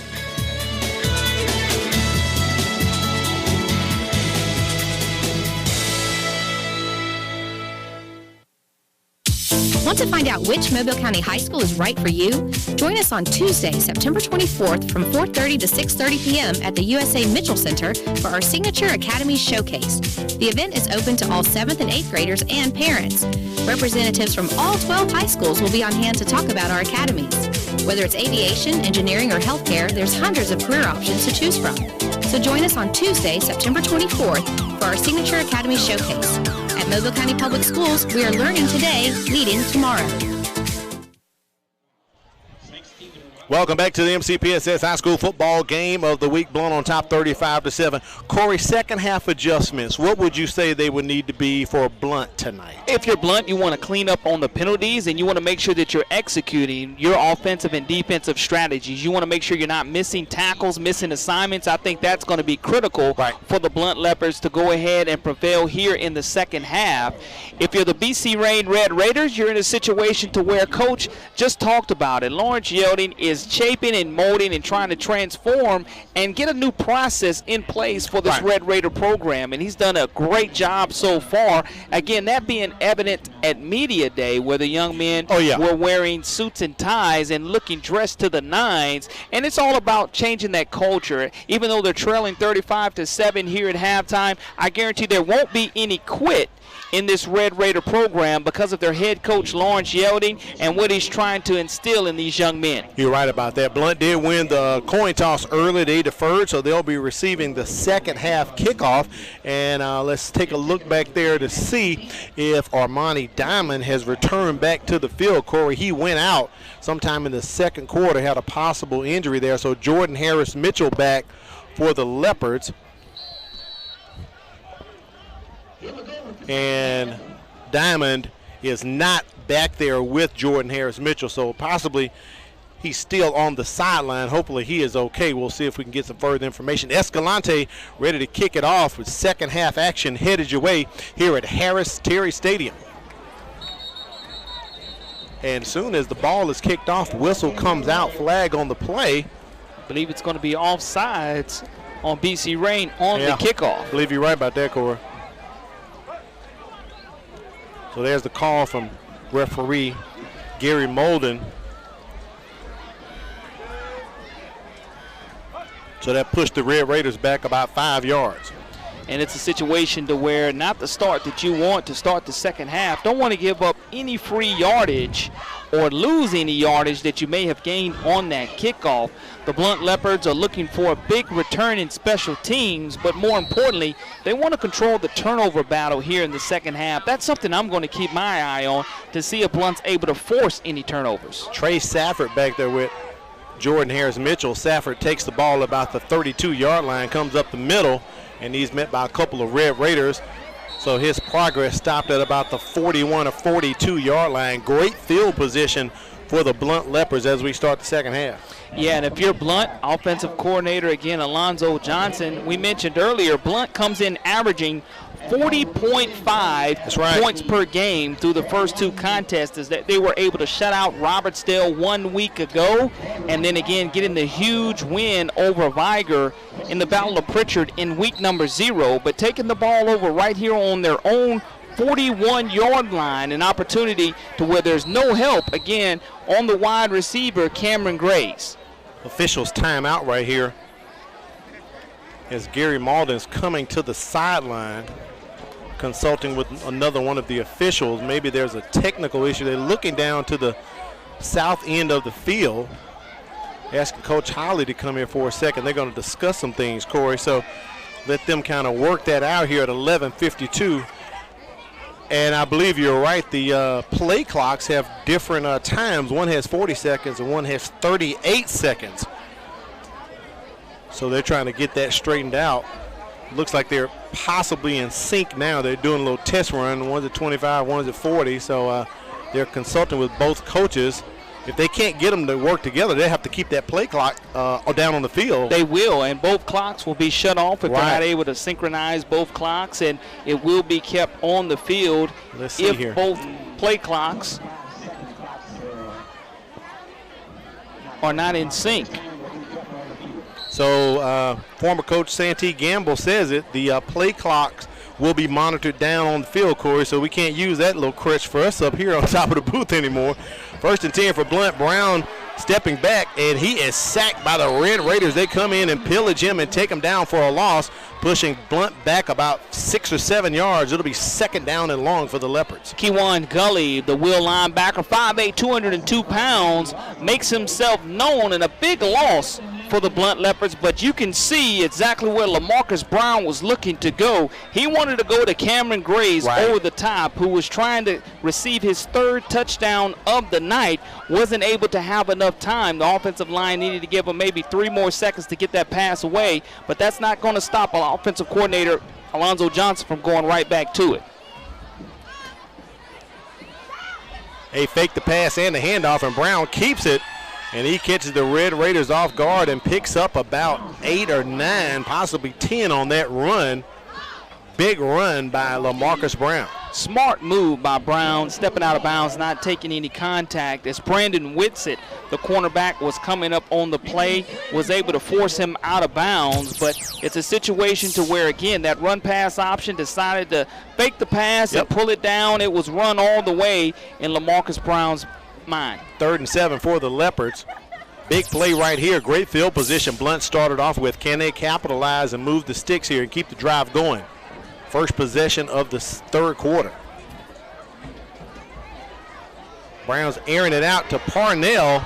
Cannot catch up with him, and the Blount faithful don't like it. They wanted a pass interference, but they don't get it. So it is 4th down. The Red Raiders defense holds, Corey. 1 yard difference in that situation, but what a difference maker that sack made for BC Rain. Oh, yeah. And you hope that infuses.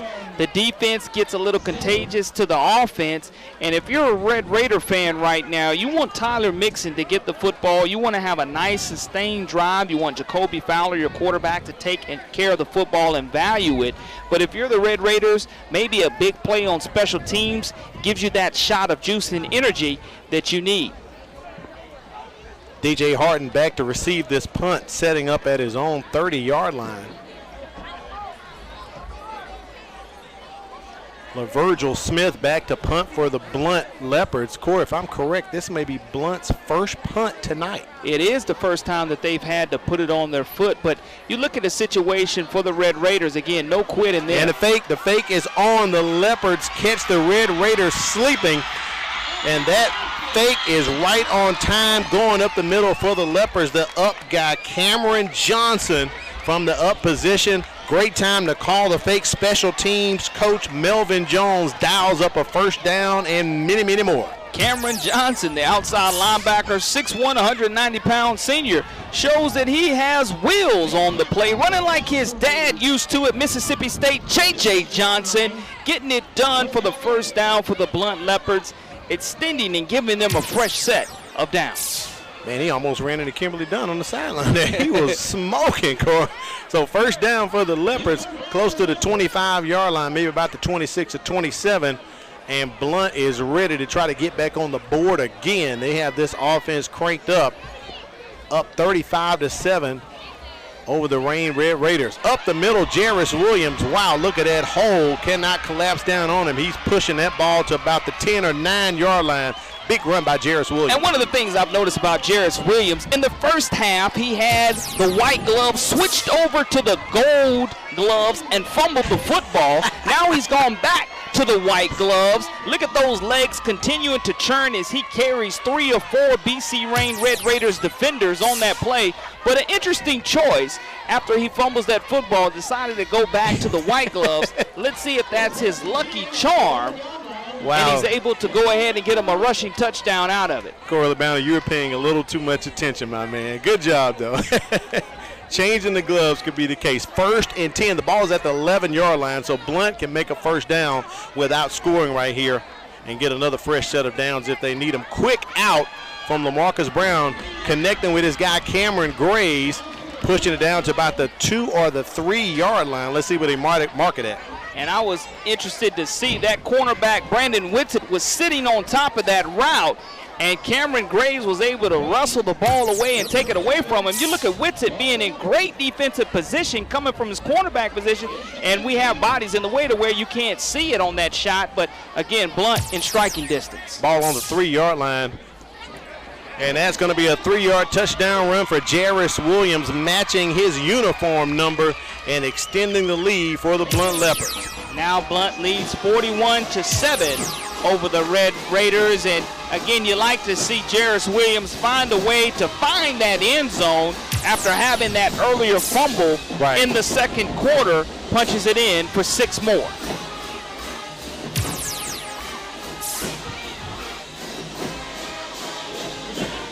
LaMarcus Brown back once again for the try.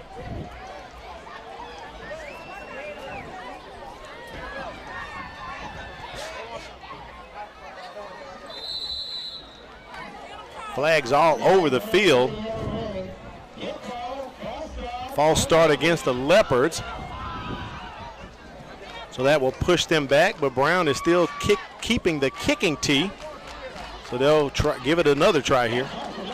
Yeah, trailing now 41-7 are the Red Raiders, and Coach Yelding talked about it again in his first year. No quit in this BC Rain team, just created a short field, and Blount was able to capitalize. Brown walks off his 5 yards. Kick is up, and that is no good, so the score will remain 41-7. Let's take it down to the sideline. Kimberly Dunn has an injury update for us.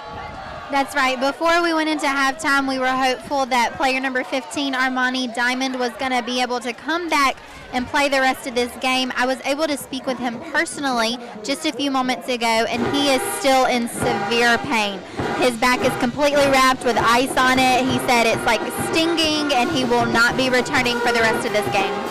Thank you, Kimberly. We appreciate that. So I won't be saying Armani Diamond again. When it comes to high school sports, scores, players, and the latest on all sports within Mobile County Public Schools, you can get informed on MCPSS Athletics with Brad Lowell only on the MCPSS TV network. So Corey, special teams coach Melvin Jones dials up the fake there, and Blount recovers, and they get a score to extend their lead 41-7. That's a big-time second-half adjustment.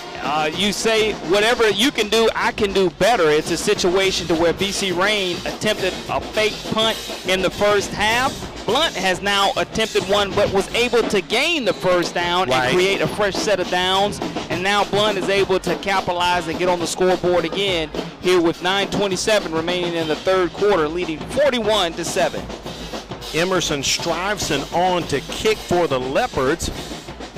I wonder if that's a signal that Brown may not be returning. He's been handling all the place kicking duties tonight. Last year, Stuyvesant was doing a lot of the kicking for the Leopards. So BC Rain takes over right now, ball at the 15-yard line.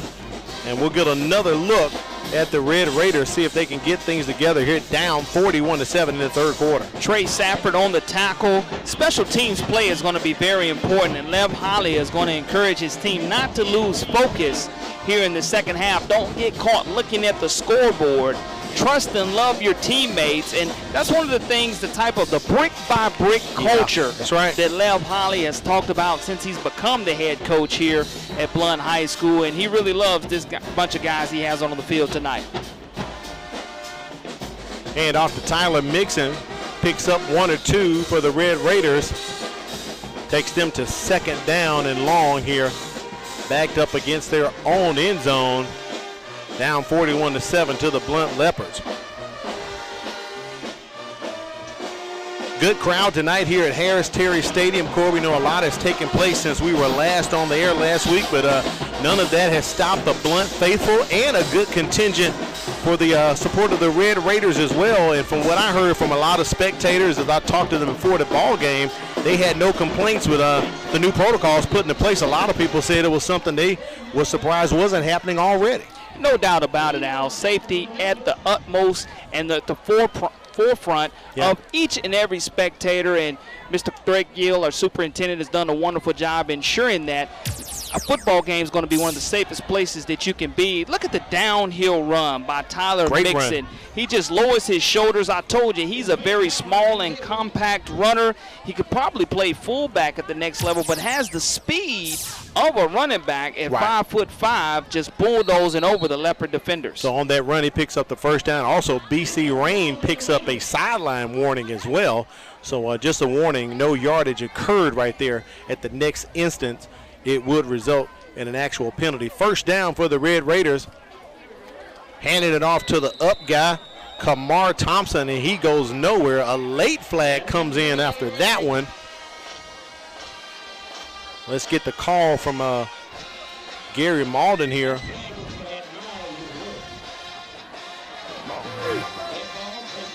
So a personal foul is going to be assessed against the Blount Leopards. Lee Hunter coming out of the ball game right now. Headed over to defensive coordinator Alex Brown.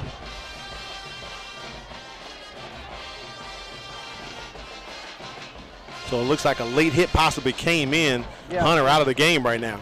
Dead ball, personal foul on the defense, 15-yard penalty, first down. Got to control your emotions, Corey. Got to always keep it clean. Those are the kind of things that can keep a team in the ball game. Here's the replay right here. One of those situations that you know Coach Lev Holly not happy about at all, and Lee Hunter gets caught retaliating after the whistle is blown. Cost your team 15 yards. Yeah, a little blow there against Trey Gray. So that pushes the Red Raiders into Leopards territory just past the midfield straight. Ball sitting at the 47-yard line directly in front of us here atop the press box of Harris Terry Stadium. Blount across the line early. Sidney Collins nails the quarterback. No offsides called. Collins anticipated the snap count and was all in the backfield, and now flags have littered the field. As Santee Gamble will say, it would be dirty yellow rags everywhere, Corey. Yeah, again, you mentioned moments ago about keeping your composure. Both teams have to make sure that they don't let their emotions get the best of them. But Harold Moore, the 5'10", 175 junior, makes the stop on the play for the Leopards. And again, once that whistle blows, you just have to let up and let it go. And I don't know if these are going to be offsetting or whether there'll be an ejection that takes place, because anytime you see him go to the pad, you know something's going down. Yeah, officiating crew, they're pulling out the pen and pencils there, Corey. And anytime they do that, they're assessing possibly unsportsmanlike penalties, and we know those can get you out. Well, you don't want to give BC Rain, if you're Lev Holly, you're telling your team, I can't afford to give them free yardage. And Coach Lev Holly on the sidelines just trying to see what the penalty is going to be and how it will be assessed.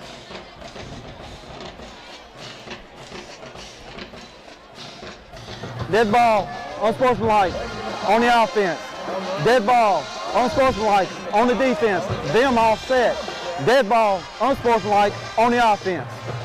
So we're going to go. So, wow, that explains all the flags. That's going to push BC Rain back. The first two were offsetting penalties, but someone else got caught in the act as well. Yeah, it's a situation that, again, close to 60 total yards of penalty yardage being called. And just unfortunate the last two plays that we've had a lot of dirty yellow rags on the field.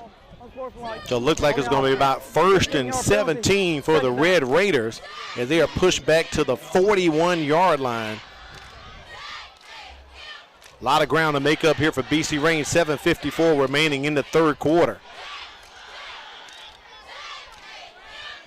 Remember that the play clock is now being held on the field by the officials. We've had a play clock malfunction, so Corey, they have actually cut the play clocks off. Fowler keeps this one, fakes the handoff, trying to go across the middle, and he gets plowed over by the Leopards. Big tackle right there by Blount. Again, you look at Stephen Bell cleaning up for the Blount Leopards, the 5'11", 245-pound senior on the play, and we do have a Blount Leopard that's slow to get up, and that looks like that's going to be Bell on the play, right, who made the tackle. Assisted with a Ryan Locke as well, yeah, so Bell's going to have to come off there. Delivered the blow so well, maybe shook his own self up, so he'll have to remove himself for a play, kind of pointing to his back right there. Good replay by the truck, and the quarterback makes a nice cut back against the grain, and you have two Leopards that were in. Possibly on the his teammate may have got him in the back right there, assisting on the tackle. Thought it was second down, Corey, but the down marker says 3rd down for BC Rain. That attempt to Howard too high, and Howard is 6'4", so Fowler really put that one up. The down marker says it's 4th down. I thought after that penalty it was 1st down, so maybe it was 2nd, but the officials are signaling it is 4th down. I can see Ron Davis down there putting up the fist. So 4th down for BC Rain, and they will have to punt. Back to receive for them, Jordan Harris Mitchell heading to set up at about the 25-yard line. And Trey Gray looks over to the sideline and says, where's the punter at? And here comes Mr. Escalante onto the field. Yeah, that's an important player that you need to have on the field, especially in this 4th down and long situation. And special teams play here. Let's see if the Leopards are able to turn one up, as they've come close a couple of times to busting a big one.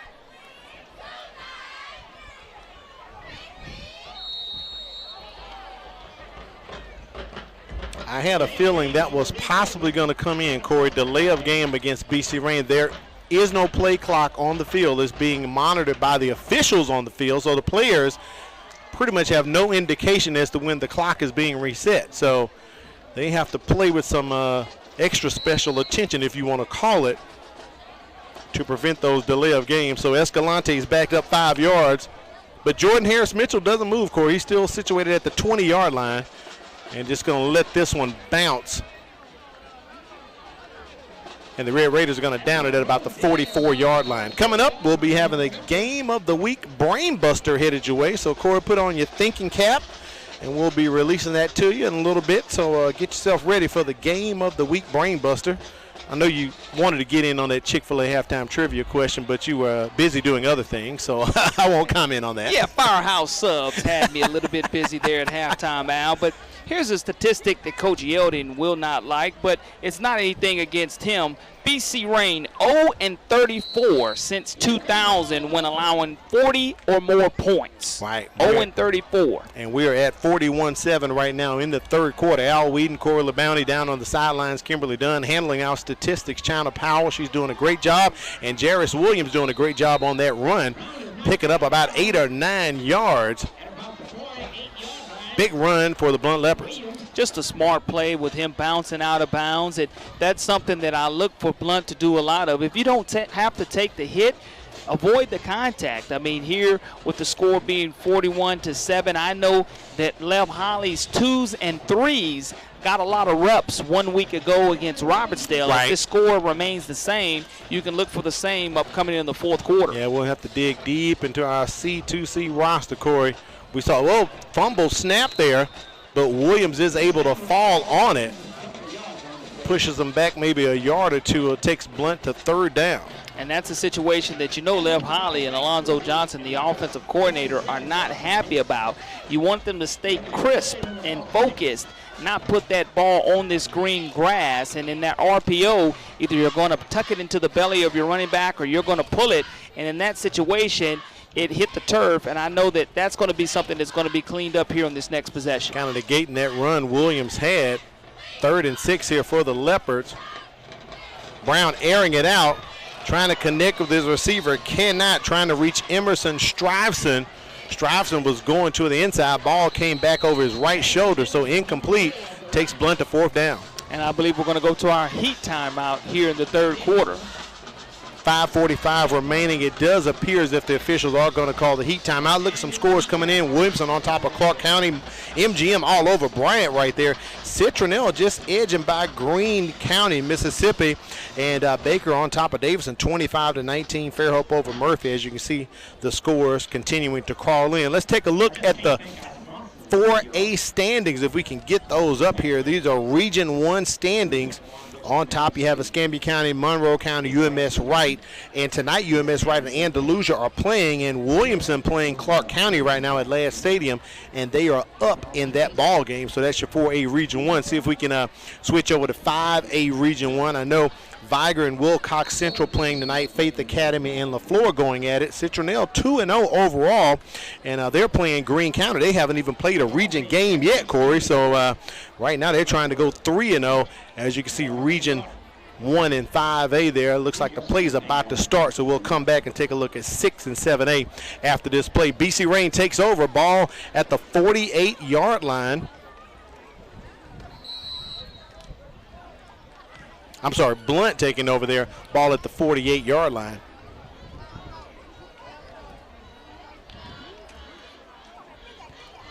And there's the punt there. Rain going to stay away from it. DJ Harden wants no part of us, so now we'll get the switch over. BC Rain will get the ball. We'll get 6A Region 1 standings up here. As you can see, we're here at Harris Terry Stadium. Blount undefeated on the season. Big games tonight, Court. Baldwin County and St. Paul's playing. Daphne playing Saraland. I saw that score earlier. Saraland was up 42-8 over them as well. So BC Rain 1-1 overall and trying to pick up their first region win. Flip it up to 7A Region 1. A lot of action taking place tonight in that particular region. I know McGill is off this week, but we just saw the Davidson and Baker score as they are playing. Also, Fairhope and Murphy going at it over the Bay as well, and Mary Montgomery was on top in their game against Bryant. So 17-0 Fairhope on top of Murphy right now. Fowler decides to keep it and goes down immediately, wrapped up by the Blount Leopards. That's going to be no gain, possibly a loss, and he's getting up off the turf slow.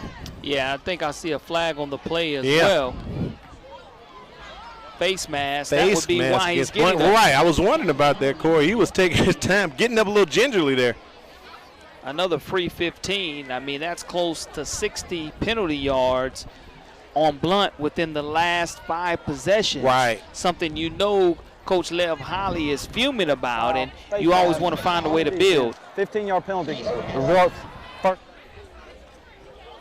So that's another 15 against the Leopards. It'll give BC Rain first down. Ball pushed up to the 30-yard line at the 5:22 mark of the 3rd quarter.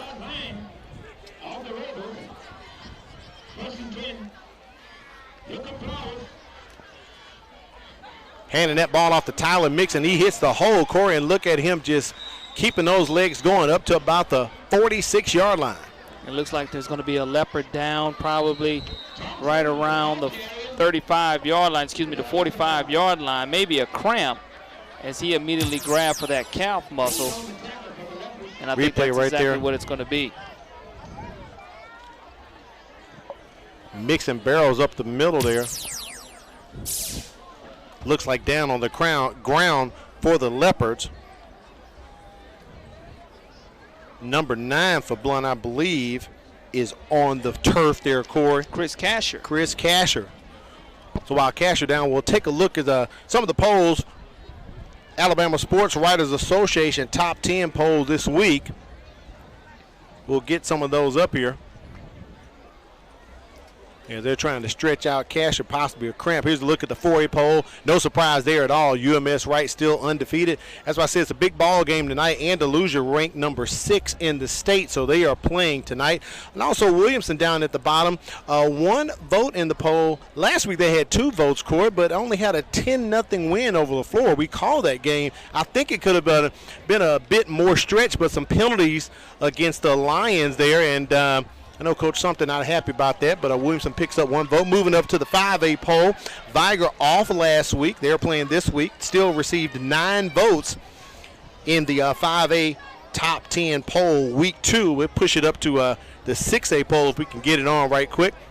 Saraland, no surprise there, still number 1 in the state. Blount sitting solid at number 7. They moved up a spot. One of the teams in front of them lost last week. Daphne picked up some votes. They would have been 1-1, but they had to give up that loss. I'm sorry, they've been 0-1, but to give up that loss, so they're 0-2 now. Spanish Fort, with that victory from the forfeit, they pick up 5 votes as well. First down, Fowler on the run, on the move.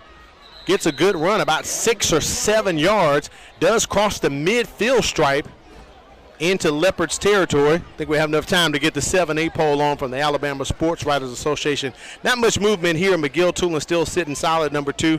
Theodore, number 7, one of the teams in front of them, did lose. They lost to a 6A team last week, so Theodore bumps up from 8 to 7 after their victory over Baker last week. So there's a look at 7A, 6A, 5A, and 4A Alabama Sports Writers Association top 10 polls in the state of Alabama. 4:44 remaining here in the third quarter. Second down and about 4 for the BC Rain Red Raiders.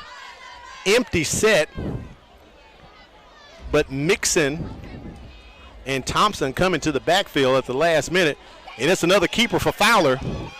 Corey, this play has worked for them very well. If he gets that block right there, he's got a lot of room, and he does. Takes it up to about the 17-yard line. Big run by Jacoby Fowler. The longest of the night for Jacoby Fowler, and you see him get past the line of scrimmage. And what you're seeing from the Blount Leopards, I guarantee defensive coordinator Alex Brown is not happy at all. No. This is the deepest that the Red Raiders have been in the Leopard territory since the first quarter. As soon as he gets beyond the line of scrimmage, just makes a lot of Leopards miss. Great crackback block by the Red Raiders, allowing the quarterback to gain additional yardage. Great flat block by Shane Lockett right there, as you called it. But that play goes nowhere. Lee Hunter wraps up Thompson. Let's take it down for Kimberly Dunn. She has an injury update for us. Yes, I was able to get an injury update on that player number 9, Christopher Casher. He did just end up having a cramp, thankfully, so he will hopefully be back on the field as he gets that worked out. Thank you, Kim. We can see him down on the bench, stretching it out right now, as a matter of fact, in front of us, as BC Rain goes to second down after Lee Hunter just blew up that first down play. Lee Hunter, related to Reggie Todd. That name should sound familiar because he had an outstanding game for the Troy Trojans this past Saturday. Former Blount player. That quick out to Howard goes nowhere, Corey, as Sidney Collins wraps him up. 19 on 19. That equals no gain. Yeah, I mean, you look at this Leopard defense, when they're focused and they're trying to establish their tempo, the Red Raiders have kind of sputtered on offense. Right. But when you just kind of get caught looking at the scoreboard, you don't get the same type of effort and enthusiasm and intensity that Coach Holly wants this team to play with at all times. Little shuffle pass to Tyler Mixon from the fullback slot there. Picks up a couple of yards, but that's not enough to get the first down. So it is 4th and about 4. Decision time here for Coach Yelding. 2:26 in the third quarter. They're looking over to the sidelines. Offense coordinator John Chapman stepping up. So I believe they're going to be going for it here deep in Leopards territory. You might as well. You haven't had a lot of success with the intermediate pass. You've had success with the flares and out of the backfield, so we'll see what he comes up with. Looking to go to Howard. He's 6'4", but he can't bring it down because the Blount Leopards are all over it, picking it off in the end zone and bringing it out of the end zone.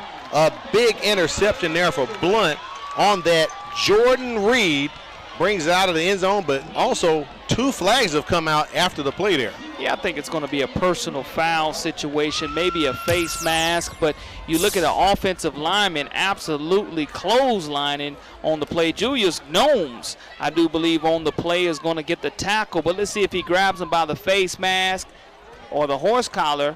I'm not sure when that play ends. I know Coach Lev Holly was right on top of it and very excited for his player getting the interception, but we'll mark it off. And if it is a personal foul, it'll be a free 15. If not, a block in the back, it'll cost the Leopards on the return. On blue, half this to the goal, first down. And that's what it was, Corey. You had on your officials cap there, good spot, good call. So that pushes Blount back with the interception from Jordan Reed at the 1:59 mark in the third quarter. And Blount in this situation now, when you're the Leopards and you're backed up into your own territory, the biggest thing you want to do is you brought in your backup quarterback, and I think it's Cameron McKinney in now at the quarterback position for the Leopards. No. Harris Mitchell. They brought in Jordan Harris Mitchell. He's not on our depth chart for quarterback because I have Melvin Williams and Cam McKinney. So Jordan Harris Mitchell coming in to run the offense here as we're ticking under 1 minute and 40 seconds in the third quarter.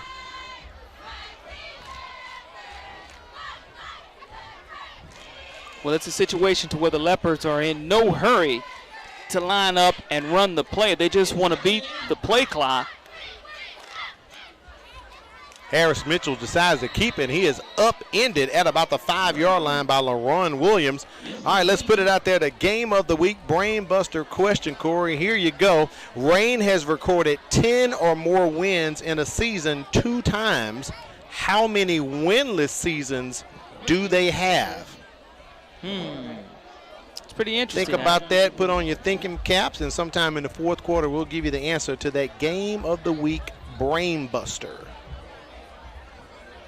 Third down and long for the Leopards. They've brought in LaMarcus Brown. Ball sitting at the 5-yard line. Brown's going to air it out. Trying to connect with the receiver and cannot. That ball is intercepted and picked off and brought back. Javante Dortch gets it up to about the 32-yard line. So you could kind of call it a long punt with a great return if you want to, Corey. It was third down for the Leopards. Yeah, it's a situation, though, if you were having Brown, you were having an outstanding and pretty much a flawless night in regards to not getting in that interception category, but just threw the ball a little bit further than his wide receiver was, and the Red Raiders did an outstanding job. Javante Dortch coming away with a nice return on the interception, giving the Red Raiders something to be happy about here with 27 seconds remaining in the third quarter. So it's first and 10, ball at the 30 with 27.8 seconds remaining for the Red Raiders. They get another opportunity here to try to get some points on the board.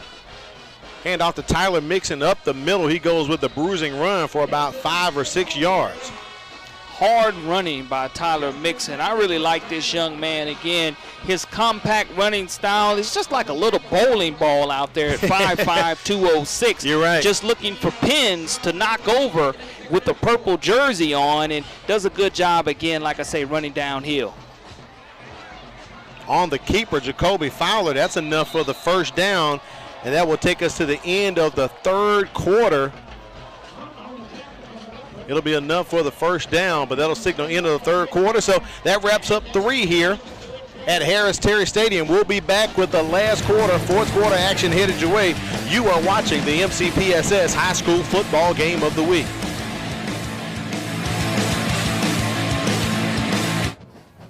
When it comes to getting your child through school, at times it can be overwhelming. What school to choose, what classes to take, how to apply for college.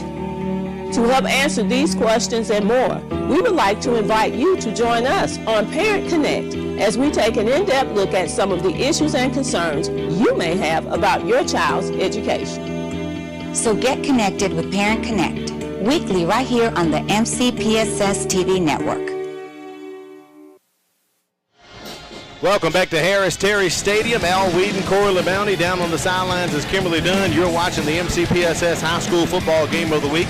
Blount all over Rain right now, 41-7. Corey, that third quarter only featured one score, a 3-yard touchdown run by Jarris Williams, but we had 2 interceptions, both quarterbacks throwing picks in the third quarter. Yeah, it's a situation to where penalties absolutely plagued both teams in the third quarter.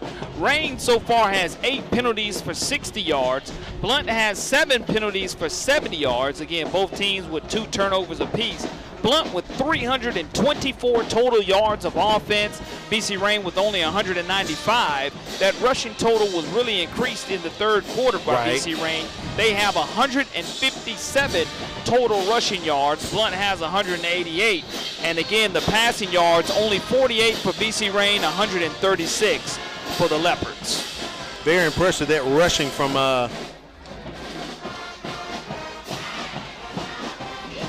Tyler Mixon for BC Rain. Last week he ran for 120 yards against Saraland, and they were shut out. But as you said earlier, toward the end of the third quarter, Key runs like a big bowling ball, Corey. So he's just a junior, so he's got another year coming back. So looking good there for BC Rain. They hand it off to him. Rain has made a switch at the quarterback, bringing in sophomore Cedric Orange on that play, and now they're going to bring Fowler back in. Yeah, we mentioned at the top of the fourth quarter that we would probably be going deep into our C2C roster because of the score being 41-7. But if you're a player out here on Friday night, you want to make every rep count. Yeah. Because you never know when your opportunity will be called, the next man up syndrome. So you want to play every play like it's your last. 2nd and 9 here for BC Rain. Fowler can't find anyone. Great protection by the Blount secondary, but they let DJ Harden escape, and that is a touchdown for the Red Raiders. They're on the board with 6.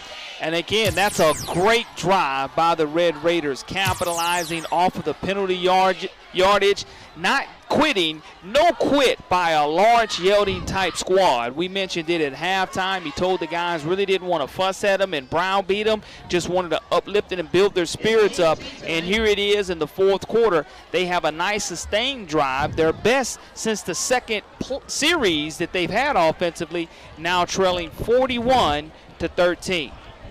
Escalante with a point after. It is up and is good. 17-yard touchdown pass from Jacoby Fowler to DJ Harden as Fowler basically worked through his progressions. Great job right there, and finds Harden in the flat, and that is a touchdown for BC Rain. All right, let's get our Game of the Week brain buster question up here. We've let Corey think about it for a second. So let's see what we have, Corey. Rain has recorded 10 or more wins in a season only 2 times. How many winless seasons do you think they have? I'm going to say it's going to be the number 2 as well, Al. All right, let's see if we can get the guys in the truck to reveal the answer. Maybe Miss Diane hit the button, and boom, we got a winner chicken dinner. Only 2 times they've been 0-10 in 2007 and 2018. Corey, did you check my email I sent to Wade earlier this week? No, I was not privy to that information. Corey. That was just a pretty good, solid guess. I know you always try to bust my brains in that situation. Again, just had me thinking very hard about the history of BC Rain football. And from Coach Schamberger to I know Coach Glenn Vickery, this is his alma mater as well. That doesn't happen often if you're a Red Raider fan. And unfortunately, it happened last year. But it won't happen this year as Coach Yeldon got that first one against LaFleur. Jordan Harris Mitchell takes the kickoff. Kind of goes slow there, but he is brought down at about the 27-28 yard line. And he's looking for the late flag, begging for it. Felt as if maybe he was disrespected being brought down there hard. Kewan Gully, again, is going to be called for a personal foul. And we've seen a lot of that after the whistle's blown tonight. And the officials have definitely gotten their money's worth from coming out and throwing the flags. If they were to get paid by how many flags were thrown on the ground tonight, they would be pretty rich. But at the situation, you just want to get a flow and a rhythm to this type of game. And when all the flags come out, you're unable to do so. Dead ball, personal foul on White. So there is the call against BC Rain. It is a personal foul, so they'll assess that penalty, and Blount will take over at 1st and 10. Dead ball, personal foul on White, 15-yard penalty, first down. That is something Coach Yelding talked about with me before the ball game. Got to play smart, got to keep your head in the game, must not penalize yourself, and you even talked about that on your checklist, scorer. Mashing pause on those penalties are very important. LaMarcus Brown still in the ball game. Blount up 41-14 as they hand the ball off. Williams picks up a couple on that play. It'll take Blount to second down and about 8 yards. Updated score, LaFleur trailing Faith Academy 21-6 in the fourth quarter. Saraland all over Daphne 49-13. Number one team in the state, 6A there. And Williamson leading Clark County 6-0 in the fourth quarter. And that's a region game for Williamson as well. Viger score has gone final, 41-6 winners over Wilcox Central. Hand out to Jarris Williams, hits the hole and keeps those legs moving. Maybe about a yard and a half short for the line to gain, which would be the BC Rain 47-yard line. A long 2 yards here for Blount coming up, third and about 2. 54 total men on the roster for BC Rain, over 20 seniors. So Coach Yelding had an opportunity to be with these guys in the fall. Right. In the spring, get a spring game in against Pascagoula and kind of implement your system and introduce yourself and your staff to a new era in Red Raider football. Brown taking his time here before he gets this snap off.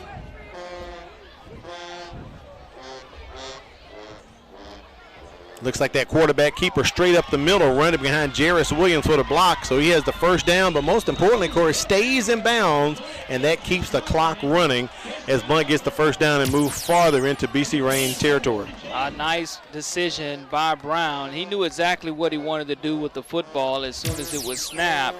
Decided to go ahead and keep it. Clock keeps on ticking here in the fourth quarter, but positive yardage gained by the Leopards. You talked about Daphne being down to Saraland right now. Next week, Rain will host Daphne next week, and then the week after, they're going to be at Spanish Fort. Blount tonight opening up, it's their second region game. Next week, they're going to travel to meet St. Paul's. That's going to be a real big one, and then they host Baldwin County. So 2 big games back-to-back there for Blount coming up. No quick handoff to Stuyvesant on the jet sweep, but he is brought down at about the 35-yard line as a flag comes in. Another flag on the play.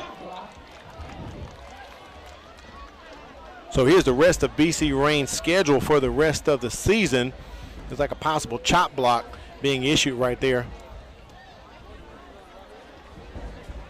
Just talked about BC Rain. They're going to host Daphne next week. Then they're at Spanish Fort. They'll have Williamson, then at Robertsdale, and at St. Paul's. So they still have a lot going on with their schedule. We talked about it. Every ball game counts in 6A Region 1. So there's the BC Rain Red Raiders schedule. We flip it over and get the remaining of Blount's schedule. They have quite an interesting schedule as well. We'll probably get that on after this play. So it's first down after that penalty issued. Blount with the ball at the 25-yard line of BC Rain. Stuyvesant in motion once again. They decide to hand it off to Williams. Weaving his way through a maze of players, picks up maybe 3 or 4. Still some late tussling going on, Corey, and there are the flags. A lot of jaw-jacking still happening down on the field. Let's take a look at the remaining Blount schedule. I talked about it. They have St. Paul's next week, then Baldwin County. Then they're off. They'll host Bryant, and they kind of hit the back half of that schedule. Corey, look at there. Gulf Shore, Spanish Fort, Saraland, and Daphne. So the gauntlet for Blount really starts after their bye week. Without question, Al, but that huge matchup with St. Paul. St. Paul's leading Baldwin County 28-21 in the fourth quarter. Yeah. And again, we mentioned how important each region game is, not being able to look ahead, but you're exactly right. I think Blount's schedule is loaded in the back half, and they're going to have to finish strong. Dead ball. Just want to stay healthy. On defense, number 20 is ejected. So number 20, LaRon Williams, has been ejected from the ball game. Corey, as we saw there, I'd say there was a lot of late hitting and jaw jacking going on. And we'll see exactly why. Hopefully a punch wasn't thrown. Our official's going to go over and tell Coach why that was called. The offensive lineman was able to get at him. Yep. And get him while he was on the ground. The retaliation. It's always the retaliation. Mario Hardy was able to have a good clean block to while he was on the ground, but he didn't care for that too much. And as it was discussed and let Coach Yeldy know why he had been ejected, a lot of unsportsmanlike penalties called on both teams. Yeah, we don't want things getting too chippy down here. Good job to the officiating crew for being on top of it. Referee Gary Malden leading this crew. We don't want to get the game out of hand. 8:26 remaining here in the contest. So Williams has been ejected. We'll possibly be looking at Michael Jones on the depth chart stepping up. He's a sophomore, number 26, possibly coming in to replace Williams. And Williams was the leading tackler for the Red Raiders coming into this ball game. Yeah, that's huge. Something that you really don't expect from a leader of the BC Reign Red Raider defense, but being a senior, you just let your emotions get the best of you, but it not only cost your team, it cost you playing time as well. First down for Blount. Ball sitting at about the 11-yard line. They hand it off to Stuyvesant on the end around. He's got room. Can he get the corner?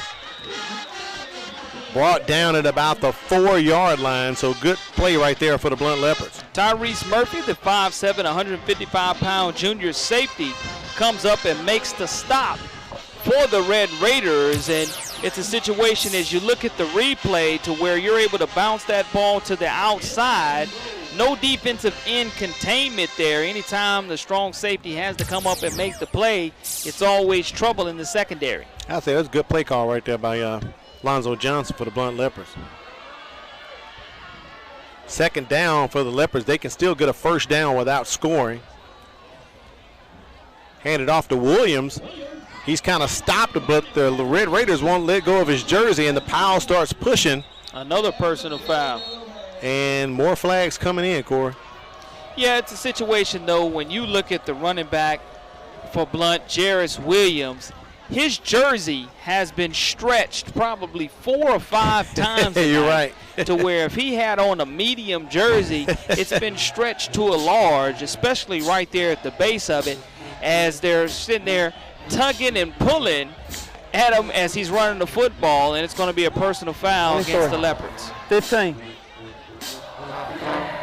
Dead ball, personal foul on the offense, 15-yard penalty.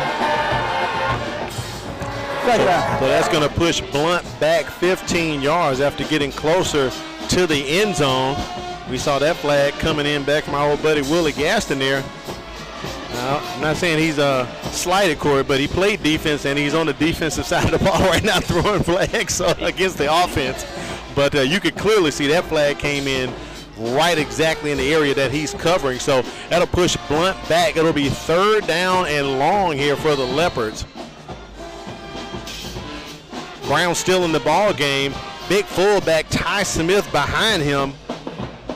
And they have Jarris Williams just off to the side. Little play action, throws it out to Williams. Good pickup, get some of that yardage back. Good safe call right there by the Leopards. Yeah, most definitely a safe call by the Leopards, and you just want to make sure that you complete that. And if you're not able to complete that, you do stop the clock, but you probably would like to stay in bounds in that situation if you are Blount. Fourth down for the Blount Leopards as they look to the sideline. Getting that call from offensive coordinator Lonzo Johnson. They're going to go for it right here. Corey, let's start contemplating our player of the game tonight. Yeah, I mean, you look at the defensive side of the ball. Lee Hunter has had an outstanding game. And on the offensive side of the ball, of course, quarterback LaMarcus Brown and wide receiver Cameron Graves have put on an outstanding show. Play action, roll out from Brown, and he connects. That is a touchdown.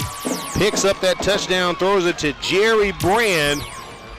And the Blount Leopards connect on a 7-yard touchdown pass from LaMarcus Brown to Jerry Brand.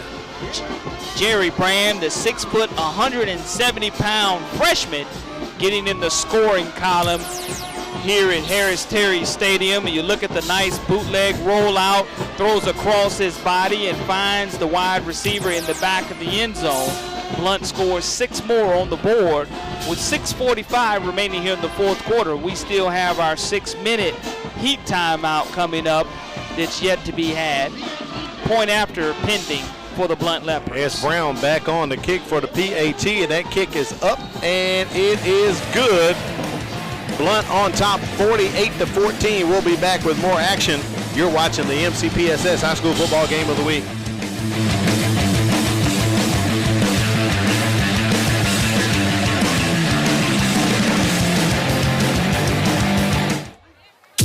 Want to find out which Mobile County High School is right for you?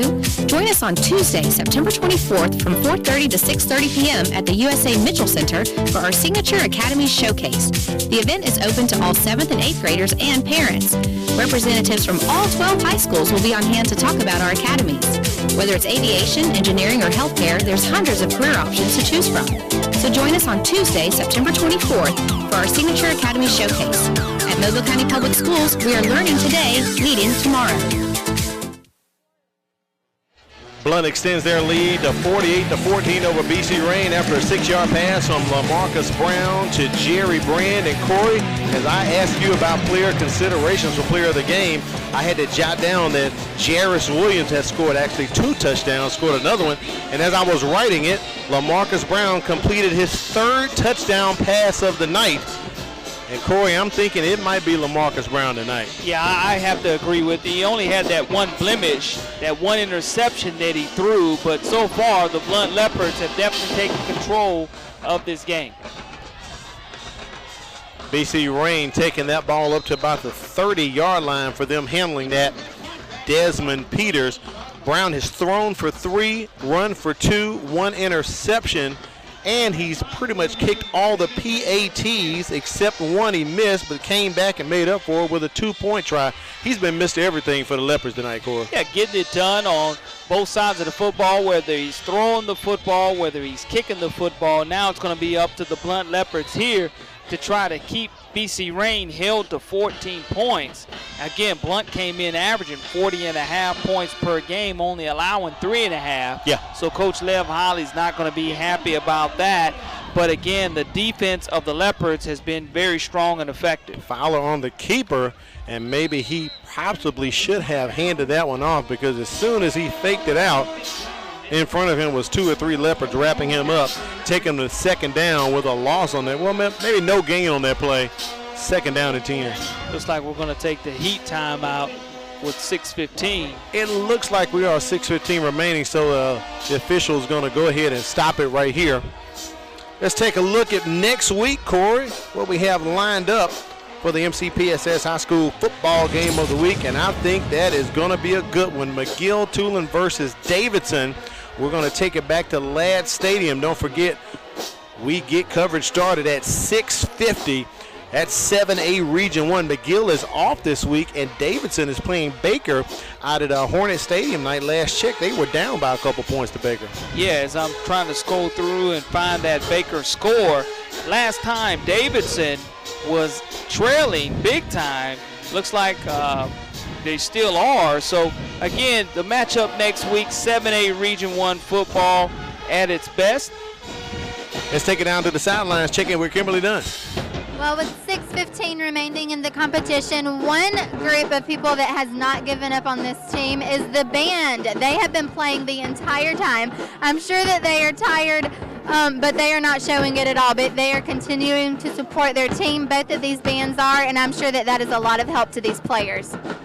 Thank you, Kimberly. I can say as a former band member myself, Corey, there was never any "we're getting tired," because we got a job to do in the stands. But the Leopard Band has been pretty loud, because a few times we've had to press our earphones against our ears so we can hear each other, because they're doing such an outstanding job playing tonight. They always do a wonderful job. And piggybacking off what you said about next week's matchup, Baker leading Davidson 37-19 in the fourth quarter, so Davidson will be looking to bounce back against the Yellow Jackets. That's an interception. Ball goes right through Valdree Howard's hands into the hands of Jordan Harris Mitchell. That's his 2nd interception tonight, Corey.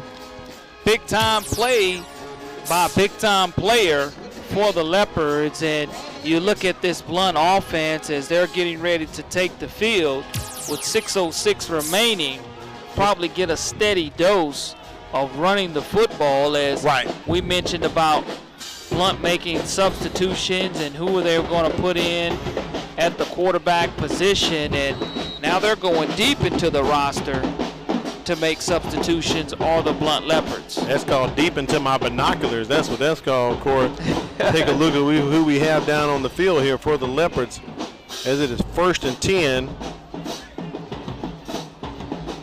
On the keeper right there for Blount, Maliko Bell Donaldson has been brought in the quarterback position. Dejon Harris. I'm sorry, Dejon Harris. The 5'9", 160-pound sophomore getting some action for the Leopards. 2nd down for the Leopards. No gain on that play. Actually pushed them back on a loss about a yard. Harris hands that off to Savon Davis-Jones. And he gets it back close to the original line of scrimmage, so it'll be 3rd down for the Blount Leopards, as Coach Lev Holly has gone into the 2nd and 3rd stringers as he's given his 1st string guys a breakdown. Yeah, it's an opportunity that they've earned that rest, and given, again, making every rep count here late in the 4th quarter, having a chance that if you do execute right, to put 6 on the board for the Blount Leopards. Harris gets that ball out, trying to get it complete to Antonio Robinson Jackson, but incomplete. Takes the Leopards to 4th down. And it'll be interesting to see if the Leopards decide to go ahead and go for it, or have some type of pooch punt that will pin the BC Rain Red Raiders deep in their own territory. Offensive coordinator Alonzo Johnson not sending in his punter, so it looks like he's going to go for it here on 4th down and 14 yards to go. As you said earlier, Corey, these are valuable reps for these young men. They need to get as much as they can. We saw the rest of the Blount schedule for the rest of the season. On the end around there for the Leopards, picking up some big yardage, enough for a 1st down. Trey Safford on that end around play, and that pushes it well into the Red Raiders territory. Yeah, you convert on 4th down and 13 yards to go, and you just look at this BC Rain Red Raider team that's been on the field for a long time, but a nice rush nonetheless by the Blount Leopards, finding a way. Trey Safford on the carry, getting it done. Yards after contact, staying in bounds for the Blount Leopards as the clock continues to run with 4:20 remaining here in the 4th quarter. Coach Holly has pulled off his headsets and asking his defense to come down here, gather together. Let's talk about some things. Pretty much game in control for the Blount Leopards. Just a matter of just chewing up the clock and making sure everyone gets out of here healthy with no injuries, Corey. Yeah, that's the biggest thing, is Blount is looking ahead now next week to taking on St. Paul's, who was able to come away, looks like, with a 28-21 win over the Baldwin County Tigers. So 3:40 remaining here, clock ticking down. Blount in no hurry. The game clock being kept on the field by the officials. Harris takes the snap. That's a fumble, but jumping back on top of it, Davis-Jones, he does recover. That'll push the Leopards to 3rd down and about 8 yards to go to try to pick up a 1st down.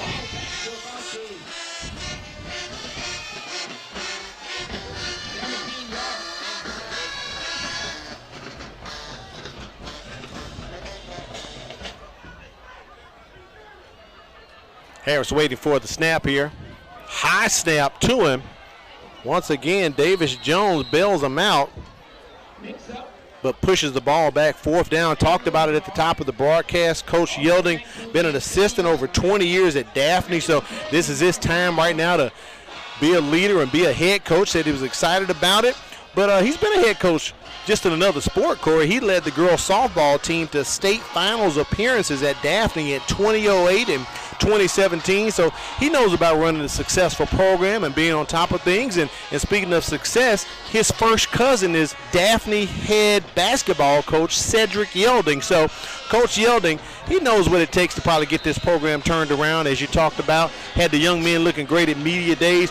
They walked in, Corey, we had no idea those are BC Rain players. Yeah, I mean, just, again, changing the culture is what Coach Yelding wants to do. He's an absolute winner, and it's obvious in talking to him about his passion, not only for the Red Raider program and gaining the trust of the community as well, something I know he'll continue to do. I know the numbers will continue to grow as he continues to be the head coach at BC Rain, but just a quality winner is Coach Yelding, knows what it takes to get it done, helped out many years in Daphne football, mentioned the success that he had in softball, so he's going to bring a different type of culture to this BC Rain Red Raider program. Big run by Tyler Mixon up the middle as many Leopards are trying to bring him down. They finally get him wrapped up about the 20-yard line. So, Corey, I guess we can put a final stamp on it. I would guess you would say our player of the game tonight would be LaMarcus Brown. Yeah, I definitely think he definitely earned that right as he had a solid game. Again, the only negative thing that he did was throw that interception, but was able to rush and pass for many touchdowns. I think accounting for 5 total touchdowns for the Blount Leopards, and that's very impressive. But I tell you, somebody on the other side of the football who's really impressed me for the BC Rain Red Raiders was Tyler Mixon. I agree with you on that, and Tyler Mixon. You look at that situation to where the second and third string Blount Leopard defense is in. You try to tackle this young man high, he just continues to bowl over you. Right. Well, it's official, Corey, because we've put the Career Tech Education graphic up. So, player of the game tonight, LaMarcus Brown for the Blount Leopards. You talked about it. 3 touchdown passes, 2 running scores, 1 interception. Man, he was working hard and definitely building his future. The guy is a junior. Corey, if everything holds well, we'll get to see this young man next year. Just has a great understanding, high football IQ. Yeah. You mentioned the quarterback that preceded him, and Kadarius Toney. So he has a great mentor in the offseason to talk to and learn from, a great protege that is of Kadarius Toney. But I just love the ability for LaMarcus Brown. I think that the sky is the limit for this young man, just a great student athlete as well. We mentioned the offers that he already has: Alcorn State, FAU, University of North Alabama, UAB, Grambling. The young man's just a junior, so the offers will continue to pour in. Right. Especially if he finishes this year strong, continues to get valuable reps and learns more and more about the game, and has a lot of great teammates surrounding him.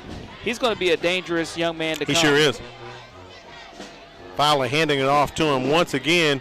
We talked about our game next week, McGill and Davidson next Friday night, your MCPSS game of the week. But, Corey, I think I'm going to sneak down to Ladd Thursday night and check out UMS Wright and Williamson. Well, I know it's the Battle of Bulldogs tonight on Old Shell Road as Andalusia came down to play the #1 ranked UMS Wright Bulldogs. But the Williamson Lions gave the UMS Wright Bulldogs all they could handle a year ago. Sure could. And again, Williamson struggling tonight.